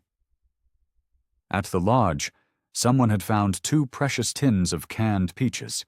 They split them 24 ways, tiny portions, but sweet as heaven. Greta sat on the steps with Anya and ate her peaches slowly, savoring every bite. We have a home, Anya whispered. We have a home, Greta agreed. That afternoon, Greta opened her notebook to a fresh page. She thought for a long moment. Then she wrote, Decency speaks softly and carries hot tea. It was true. They hadn't won with loud voices or violence. They had won with documents and dignity, with truth and patience, with the quiet insistence that mercy mattered more than power. She closed the notebook and looked at the marigolds beginning to sprout in the garden. Tiny green shoots pushing up through the dark earth. Brave little things, making the potatoes feel safe enough to grow. The next 3 days passed in a blur of work. The women settled into a rhythm that felt almost peaceful. Wake at dawn, tend the fire, make breakfast, divide into work teams, garden, laundry, kitchen, records, repairs. Captain Coleman ran her morning clinic. Some days everyone came, some days no one did. It didn't matter. Coleman was always there, always ready, always respectful. Sergeant Harper taught English in the afternoon. The women were getting better. They could introduce themselves now. They could ask for food and water. They could say thank you without stumbling over the words. In the evenings, they gathered in the main room. Sometimes Father Matthias brought his harmonica, a battered old thing that wheezed when he played. Sometimes they sang hymns. Sometimes they just sat in comfortable silence. Greta spent hours in the records room. She copied every important document by hand, making duplicate sets. If something happened to the originals, they would still have proof. On the afternoon of May 11th, she was alone in the records room when Sergeant Harper knocked on the doorframe. "Can I come in?" he asked. "Of course." He sat down on a wooden crate. For a long moment, he just looked at the neat stacks of papers, the careful labels, the organized files. "You're building something that will last," he said quietly. "I hope so." Harper was quiet again. Then he said, "I've been thinking about what you said, about no life being small if kept in trust." Greta set down her pen. And I think maybe I've been carrying the wrong guilt." Harper's voice was low. "I can't change what happened to that boy. I can't bring him back. But I can make sure other lives are kept in trust. I can make sure people like you and Anya and all these women get the protection they deserve." "You already do that," Greta said gently. "I know. But I need to forgive myself for not being able to save everyone. I need to be grateful I could save anyone at all." Greta nodded. "That's wisdom, I think. Knowing what you can change and what you can't." They sat together for a while. The afternoon sun slanted through the window, warm on the wooden floor. "Thank you," Harper said finally, "for listening, for understanding." "We're all just trying to understand," Greta said. "That's all any of us can do." After Harper left, Greta returned to her copying. But her mind kept wandering. She thought about guilt and forgiveness, about the weight people carried, about how hard it was to set that weight down, even when you knew you should. Outside, she could hear Anya laughing. The girl was hanging laundry with Frau Schneider, and they were singing a silly song about ducks. Such normal sounds, such ordinary joy. That was what they were building here. Not something grand or heroic, just a place where ordinary joy could exist again. That same afternoon, in the village, Otto Ryle sat in his office and stared at the wall. The hearing had been a disaster. The judge had ruled against him. The cooperative had won. His plan to control the lodge and spring had failed. His authority in the village was weakening. People were starting to ask questions about how he had managed resources during the war, about who had benefited and who had suffered. A knock on the door interrupted his dark thoughts. "Come in," he said wearily. Karl Weiss entered without waiting. He closed the door behind him and sat down uninvited. "We have a problem," Weiss said. "I'm aware," Ryle replied coldly. "Those women are making us look bad. They're showing everyone how things should work. Fair rations, honest records, respect. It makes people start asking why the village doesn't work that way." Ryle's eyes narrowed.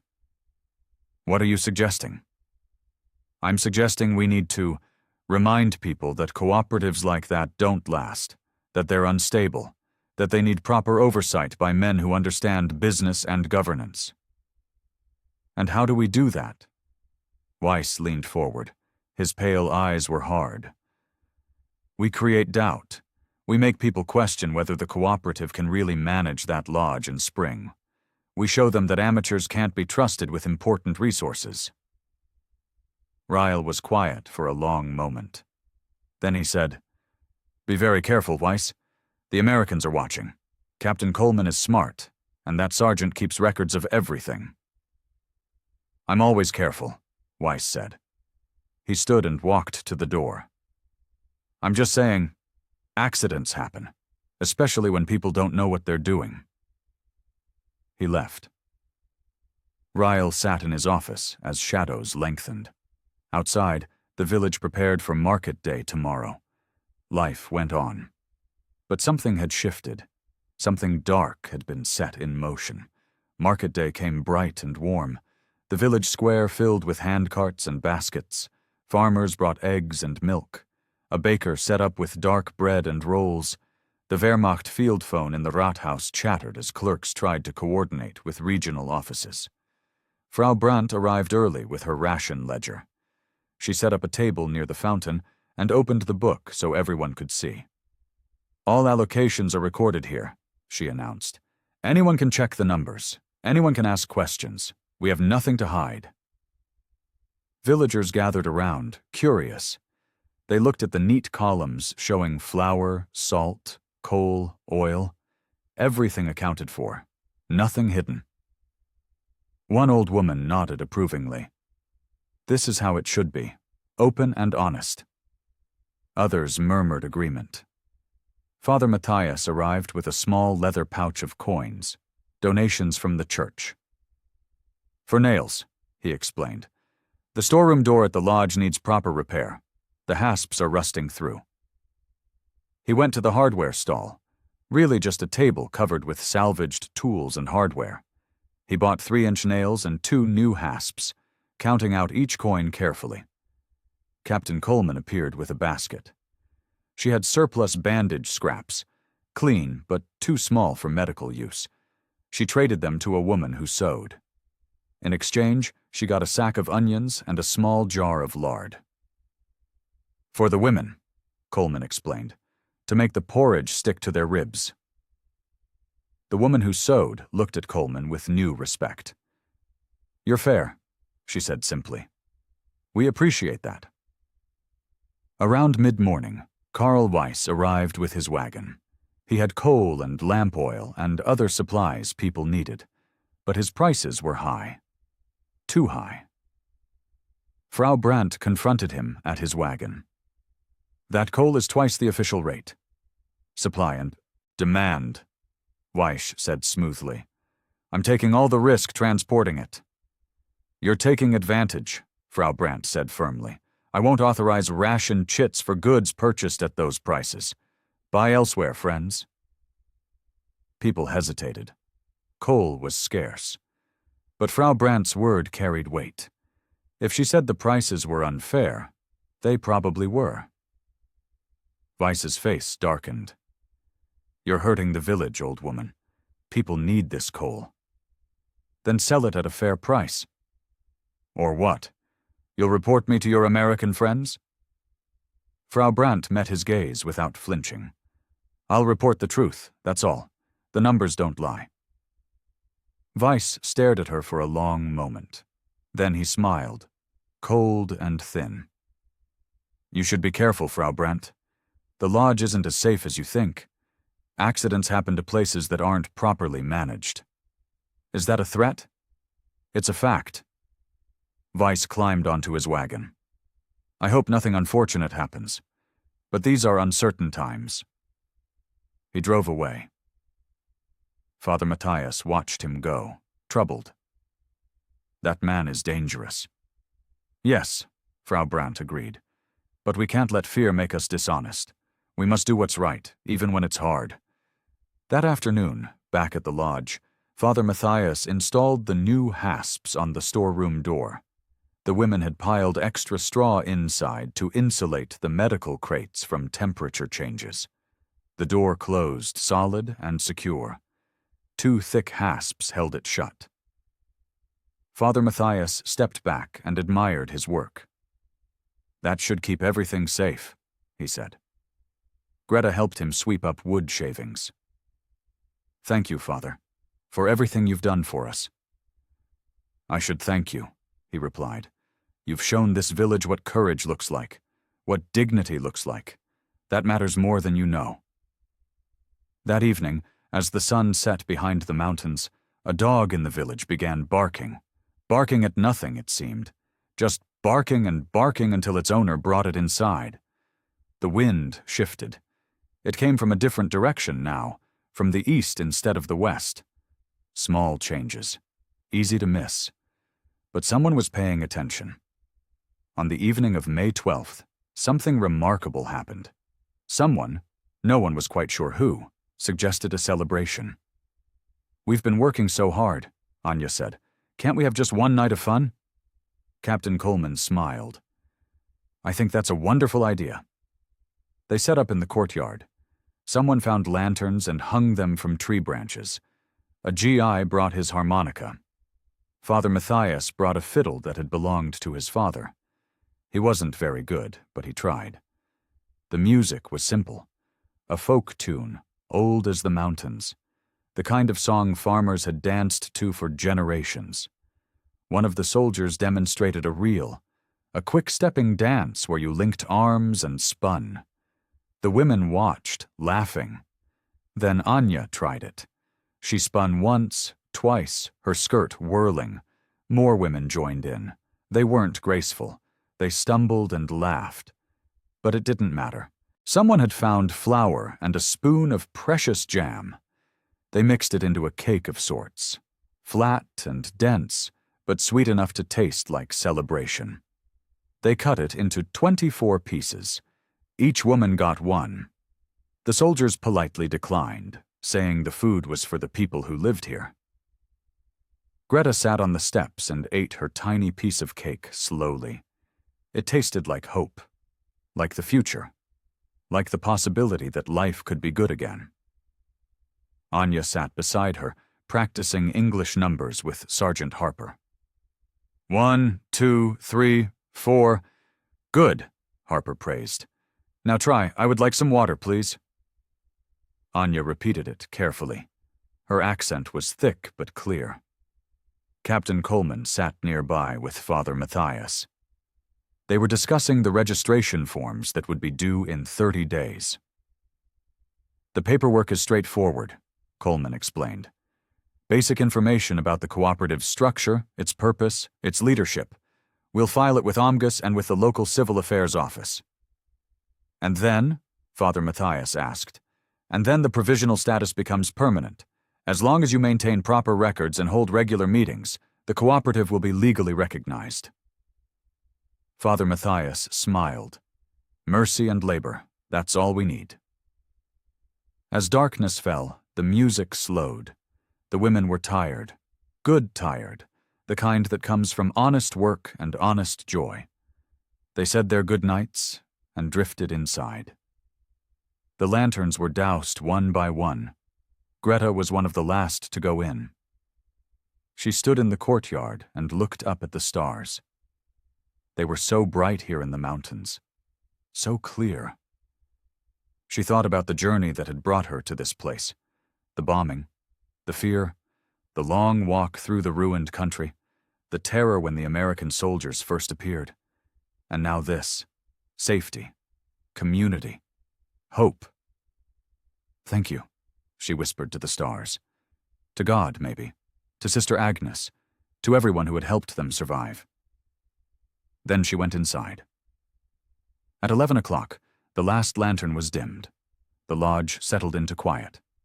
The women slept in their cots, wrapped in blankets, safe and warm. In the storeroom, behind the newly installed hasps, medical supplies sat protected in wooden crates. The cooperative's precious documents rested in a locked box. The original bequest, the ledger, Sister Agnes's ring. Everything they had fought for. Everything they had won. The night was still and peaceful. Outside, the stars wheeled slowly overhead. The forest breathed. The spring murmured below the lodge, cold and clean. And in the darkness, something waited. At 2:17 a.m., Greta woke to the smell of smoke. For a moment, she thought she was dreaming of Dresden, of the firebombing, of buildings exploding into flame all around her. Then she heard crackling. She sat up fast. Orange light flickered under the storeroom door. "Fire!" she screamed. "Fire!" The lodge erupted into chaos. Women scrambled out of their cots. Someone was crying. Someone else was praying. Captain Coleman appeared, already moving with practiced efficiency. "Everyone out! Follow the drill. Anya, sound the alarm bell." They had practiced this. 3 times they had practiced evacuating the lodge. Coleman had insisted on it. "Fire is the biggest danger in wooden buildings," she had said. "We need to be ready." Anya ran to the bell by the door and rang it hard. The sound cut through the night like a blade. Greta grabbed the nearest blanket and soaked it in the water bucket by the door. She held it over her face and ran towards the storeroom. "Greta, no!" Coleman shouted, but Greta was already there. She yanked open the door. Heat blasted out. Flames licked up the far wall, eating through the straw insulation. The wooden shelves were burning. Smoke choked the air. Through the flames, Greta could see the locked box, the documents, Sister Agnes's ring, everything they needed to prove their claim. She couldn't let it burn. She couldn't. Sergeant Harper appeared beside her with another wet blanket. "I'll get the box. You get everyone out." "I can—" "That's an order, Greta. Get them out." Greta stumbled back. Her eyes burned from smoke. Her lungs ached. She helped Coleman organize the evacuation. The women moved in a line, grabbing what they could: blankets, medical bags, food supplies. They formed a bucket brigade from the spring, passing water hand to hand. But the fire was too big, too hot, too fast. Anya appeared at Greta's side. Her face was soot-stained. "The box! We need the box!" "Harper's getting it." But Anya was already running. "Anya, no!" The girl covered her face with a damp cloth and darted into the storeroom. Greta's heart stopped. Seconds crawled by like hours. Then Anya emerged, clutching the locked box.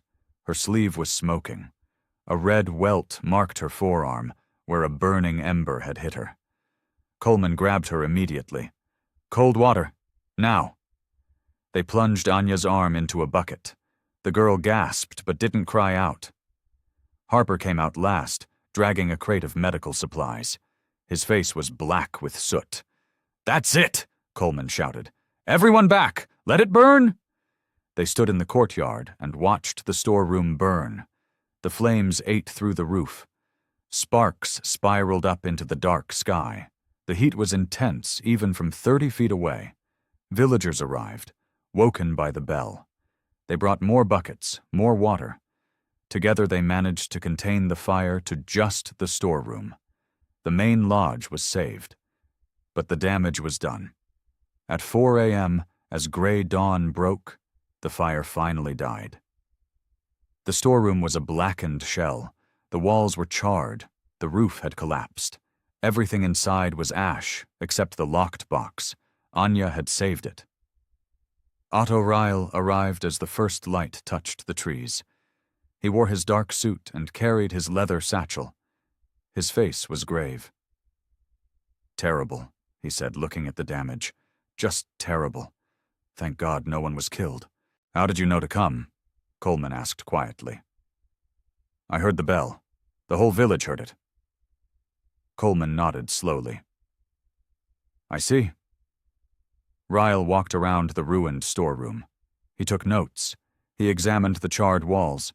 Then he turned to face the women. "I'm afraid I must declare this building unsafe," he said. "As acting burgomaster, I have authority to order evacuations when structures pose a danger to occupants." "The fire is out," Coleman protested. "We can repair." "The structural integrity is compromised," Ryle interrupted. "I cannot in good conscience allow people to remain in a building that might collapse. Effective immediately, everyone must relocate to the village schoolhouse until proper inspections can be conducted." "That's not necessary," Harper began. "It is both necessary and mandatory." Ryle pulled a length of chain from his satchel. He walked to the spring house and began wrapping it around the pump handle. "I'm also securing the spring pending safety inspection. We can't risk contamination from the fire." "That water is clean," Greta protested. "The spring is underground." "Nevertheless," Ryle snapped a padlock onto the chain. "Safety first. You have 1 hour to gather your belongings. MPs will escort you to the schoolhouse." He walked away without looking back. The women stood in the courtyard, exhausted and soot-stained. Everything they had built, everything they had fought for, gone. Greta sank down onto the steps. Anya sat beside her, cradling her burned arm. "We lost," Anya whispered. Greta looked at the locked box sitting in the dirt. Then she looked at the ruined storeroom. Then at the chain on the spring house. "No," she said slowly. "Not yet. We haven't lost yet." But her voice was hollow, and in her heart she wasn't sure she believed it. The sun rose over the mountains. The beautiful May morning mocked them with its brightness. And in the valley below, church bells rang 7 times. A new day. The worst day. The village schoolhouse was cold. It was a long room with high windows and a stove that smoked. Someone had unfolded cots and arranged them in rows. The women trudged in with their bundles, exhausted and silent. Greta felt numb. She couldn't think, couldn't process what had happened. Captain Coleman moved among them with quiet efficiency. "Anya first," she said. "Let me see that burn." Anya sat on a wooden chair while Coleman unwrapped the hasty bandage. The burn on her forearm was red and angry, but not deep. 1st degree, maybe touching 2nd. "You're lucky," Coleman said. She cleaned it gently with cool water and applied salve from her medical kit. "This will hurt for a few days, but it should heal clean. No infection so far." "I had to save the box," Anja whispered. "I had to." "I know." Coleman wrapped the burn in fresh gauze. "You were very brave. Very foolish, but very brave." Sergeant Harper stood by the window, writing in his notebook. His jaw was tight with anger. "I'm filing an incident report," he announced, "to the Military Police Criminal Investigation Detachment. This wasn't an accident." "Can you prove that?" Greta asked. "Not yet, but there were threats. Weiss threatened Frau Brandt at the market. Ryle showed up awfully fast for someone who just heard the bell, and that fire spread too quickly for old straw. Something accelerated it." He closed his notebook with a sharp snap. "CID will investigate. They're good at their jobs." Father Matthias arrived with tea in a dented kettle. It was weak and barely warm, but it was something. He poured it into chipped cups and passed them around. "What do we do now?" Frau Schneider asked. Her voice was small and defeated. The room went quiet. Greta stood. Her legs shook, but she stood. "We vote," she said. "Vote on what?" someone asked. "On whether we give up or keep fighting?" Greta's voice grew stronger. "We can disperse, go our separate ways, try to find shelter elsewhere, or we can rebuild, in daylight, with witnesses. Show everyone that we won't be driven out by cowards who set fires in the night." The women looked at each other. Frau Brandt raised her hand. "I vote to rebuild." "So do I," Anya said immediately. One by one, hands went up. Every woman, every single one. 24 hands raised in defiance. "Then we rebuild," Greta said. She felt something crack open in her chest. Not breaking, but blooming. "Tomorrow, at noon, we make it public. We invite the whole village. We work in daylight where everyone can see." Coleman smiled. It was a fierce smile, like a wolf's. "I'll provide the nails," Harper clicked his pen, "and I'll make sure the MPs document every minute." At 9 in the morning, Greta pinned a handwritten notice to the schoolhouse door. "We will rebuild openly. Work party at noon. All welcome." Then she sat down at the table where the locked box rested. She opened it carefully. Everything was there. The bequest, the ledger, Sister Agnes's ring, the affidavits, slightly smoke-damaged but readable, their proof, their claim, their future, still intact. The church bell rang at noon. It was missing 2 notes, had been since the bombing 3 years ago, but it rang loud enough to be heard across the valley. People gathered in the village square, villagers, farmers, shop owners, American soldiers on break. Even children came, curious and wide-eyed. Father Matthias stood on the church steps. In his hands he held the cooperative charter, the one they had found hidden in the wall. "I want to read you something," he called out, his voice carried in the spring air.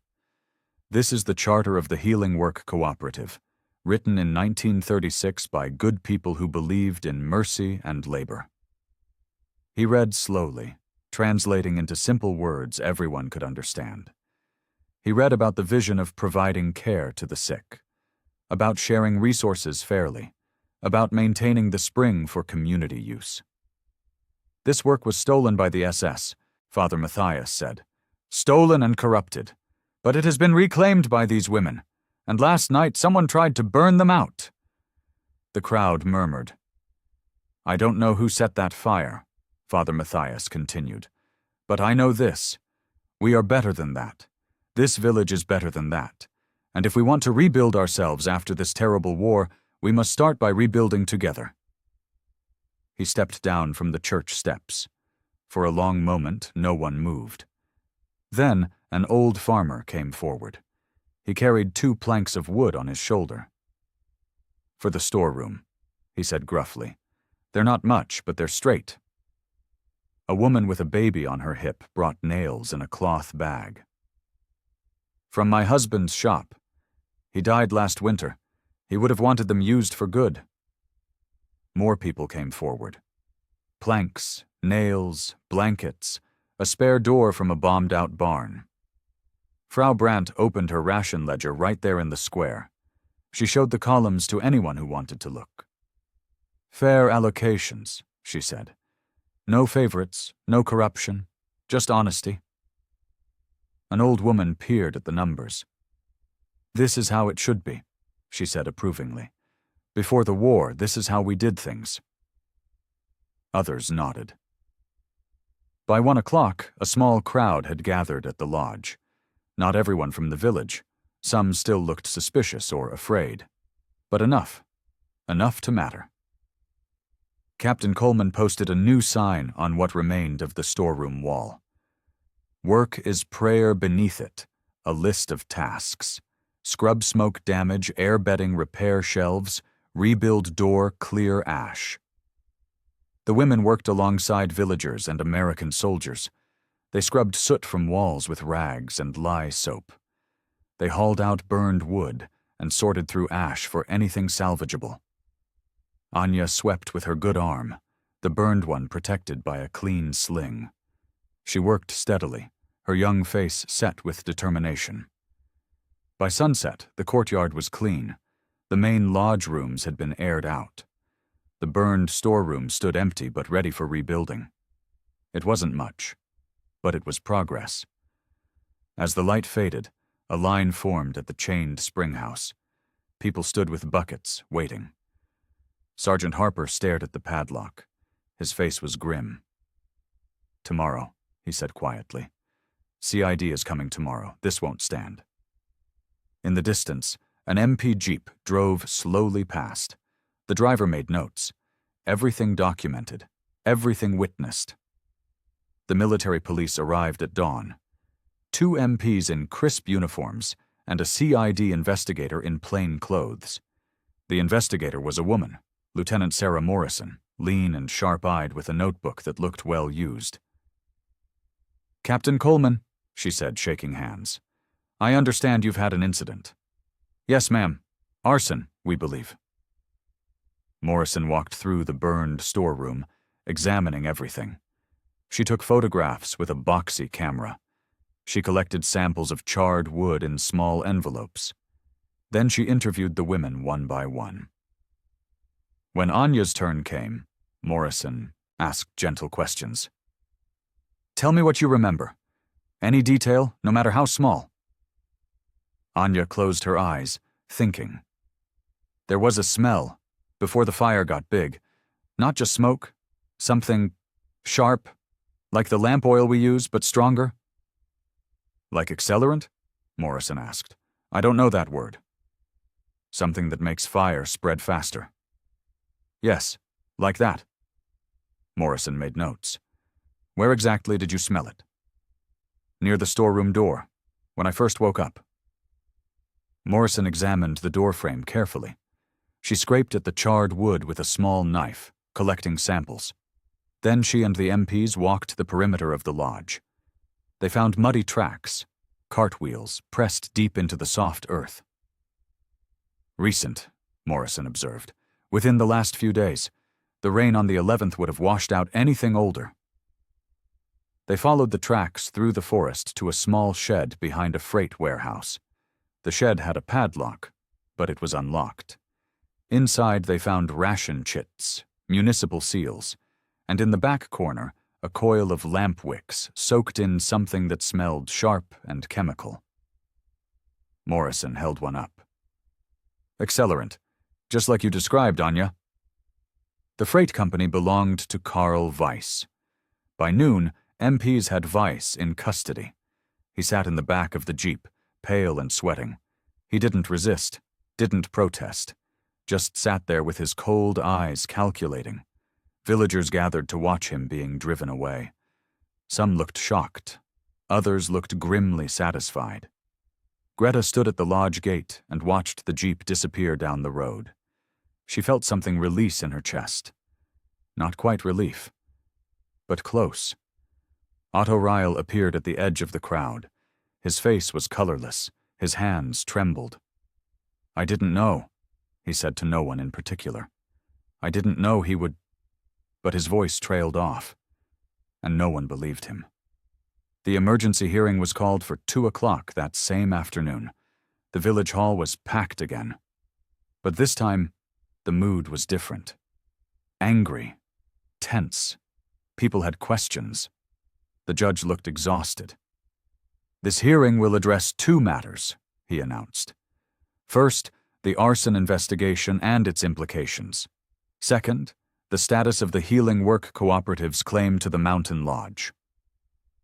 Lieutenant Morrison presented her evidence: the accelerant-soaked wicks, the cart tracks, the stolen ration chits found in Weiss's shed, the testimony about threats he had made.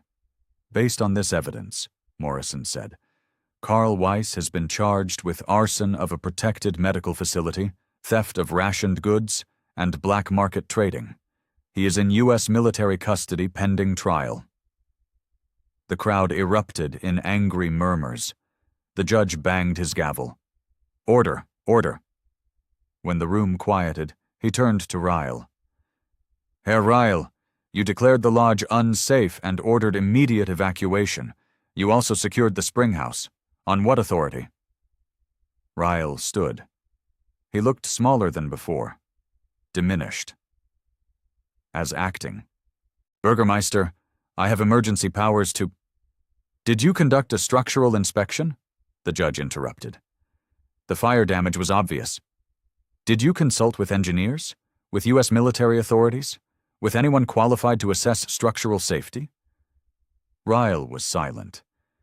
"Or did you simply see an opportunity to reclaim municipal control while these women were vulnerable?" I acted in what I believed was the public interest." The judge's face was hard. "You acted with unseemly haste. You secured the springhouse, a vital community resource, without cause, and you did so while your associate was under investigation for arson. This does not reflect well on your judgment or your motives." He shuffled his papers. "Based on all evidence, the documented cooperative charter, the recovered seals and affidavits, the transparent operation of the reformed cooperative, and the criminal attempt to sabotage said cooperative, I hereby grant permanent stewardship of the Mountain Lodge and associated springhouse to the Healing Work Cooperative." Greta's breath caught. "Furthermore," the judge continued, "the municipal claim is permanently revoked. The emergency evacuation order is lifted, and the springhouse will be immediately unchained under U.S. supervision." He turned to Ryle. "You are censured for overreach of authority and placed under review. An interim committee will manage municipal affairs until proper elections can be held. You are to cooperate fully with this transition." Ryle sat down heavily. The judge banged his gavel one final time. "This hearing is concluded." Outside, an MP cut the chain from the springhouse pump. It fell to the ground with a heavy clank. Cold, clear water gushed out. Someone filled a bucket, then another.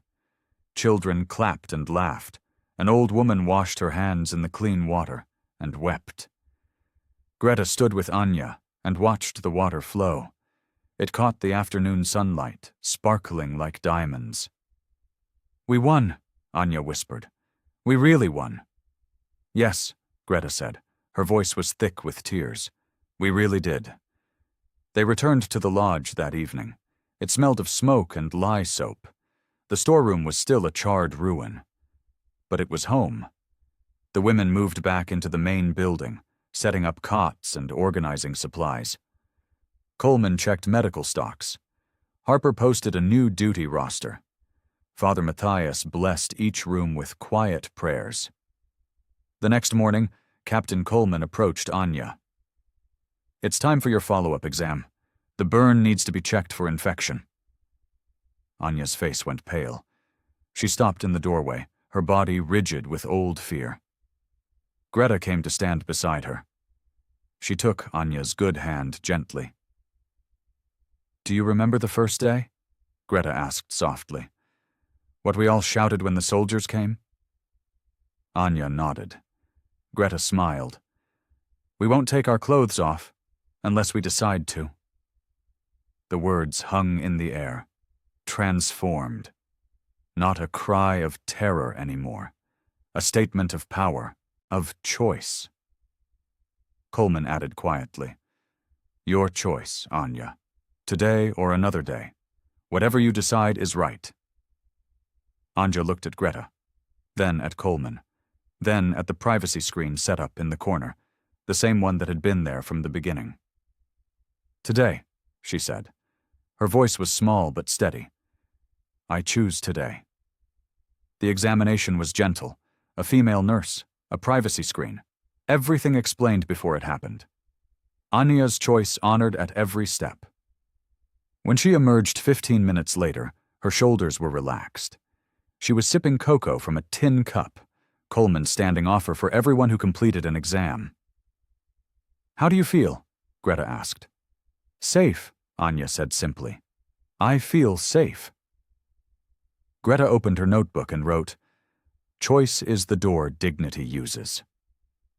It was true.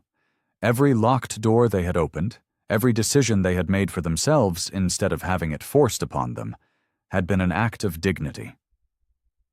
That afternoon, the women worked on rebuilding the storeroom. They cleared the last of the ash. They measured for new shelves. They planned where to store medical supplies and cooperative documents.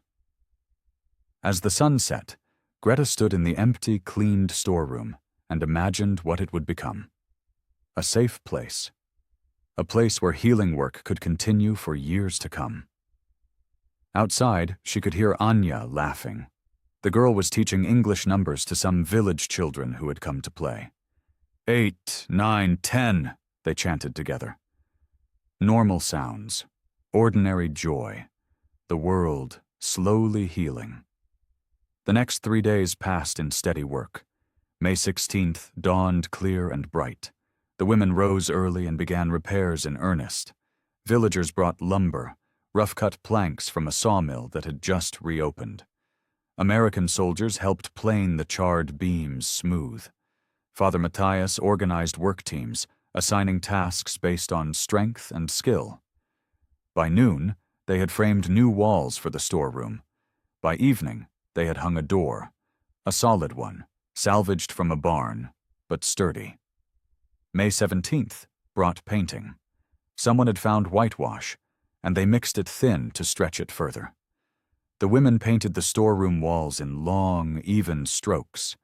The white covered the soot marks, covered the scars, made everything clean again. In the garden, the marigolds bloomed. Tiny orange flowers, bright as promises.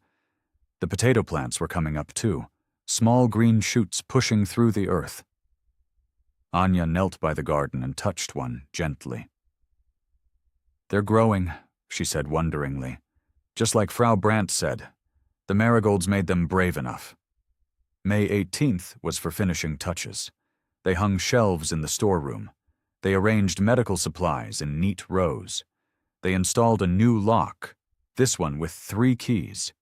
Greta kept one. Coleman kept one. Father Matthias kept the third for safekeeping.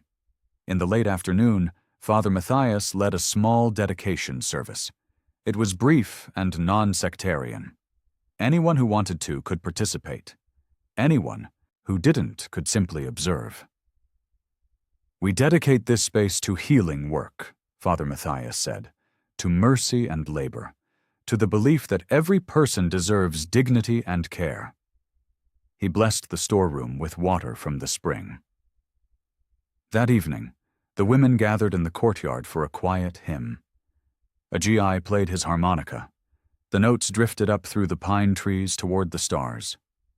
Greta sat on the steps with her notebook. She had filled so many pages, so many words documenting their journey, the fear, the hope, the setbacks, the victories. She turned to a fresh page and wrote, "We have rebuilt what fire tried to destroy, not just walls and shelves, but something deeper. We have rebuilt trust. We have rebuilt dignity. We have rebuilt the belief that good things can happen even after terrible things." She closed the notebook and looked at her friends, because that's what they were now. Friends, family, women who had survived together and would continue to survive together. Tomorrow there would be more work, always more work. But tonight, they could rest. The registration paperwork arrived on May 20th. Sergeant Harper brought it from the U.S. Military Government Office. 30 pages of forms, all typed on a clacking Remington typewriter. "We need to complete every line," Captain Coleman explained. "Names of cooperative members, officers, purpose statement, financial structure, everything." Greta helped each woman sign or make her mark. Some could write their names clearly. Others, who had never been taught to read, pressed their thumbs in ink and left their prints.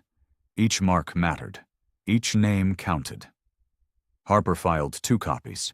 One went by courier jeep to OMGUS headquarters. One stayed in the locked box at the lodge. "How long until it's official?" Frau Brandt asked. "The judge's order already made it official," Harper explained. "This is just making sure all the bureaucracy catches up." While they worked on paperwork, a letter arrived. It was postmarked from Munich, dated a week earlier. The envelope was addressed to the Healing Work Cooperative, Mountain Lodge. Coleman opened it carefully. Inside was a letter from the Displaced Persons Tracing Service. "We are working to reconnect families separated by the war. If any of your members are searching for relatives, please submit their information. Our records are incomplete, but we are adding new names daily.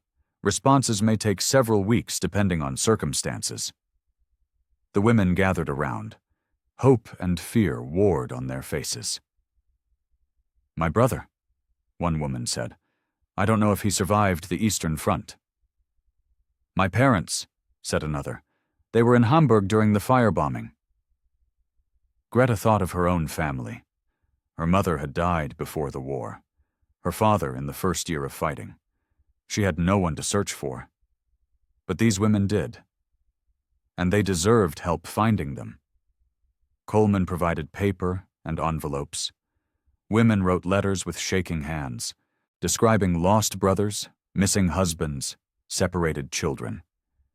Each letter was a prayer cast into the void. Harper promised to mail them all. That afternoon, the women held a meeting. They voted to establish a small fund from donated coins, money that villagers had contributed during the rebuilding. "What should we do with it?" Greta asked. "School slates," Frau Schneider suggested, "for the village children, as thanks for their help." The vote was unanimous. Father Matthias took the coins to the next market day. He bought 12 small slates and 12 pieces of chalk. He distributed them to the village school.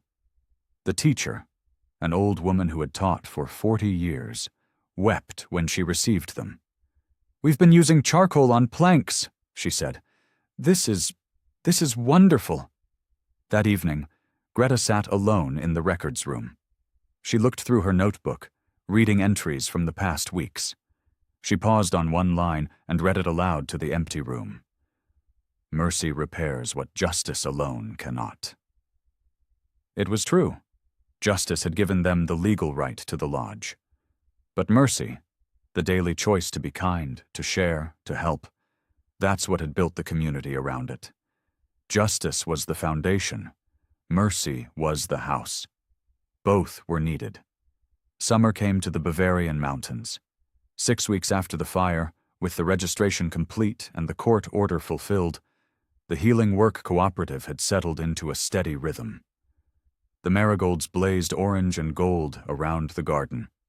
The potato plants were knee-high now, their leaves dark green and healthy. They would harvest in August if all went well. The lodge hummed with quiet activity. Optional medical clinics in the morning, English lessons in the afternoon, garden chores, cooking, mending, records, everything documented, everything transparent, everything done with consent and care. Otto Ryle had resigned.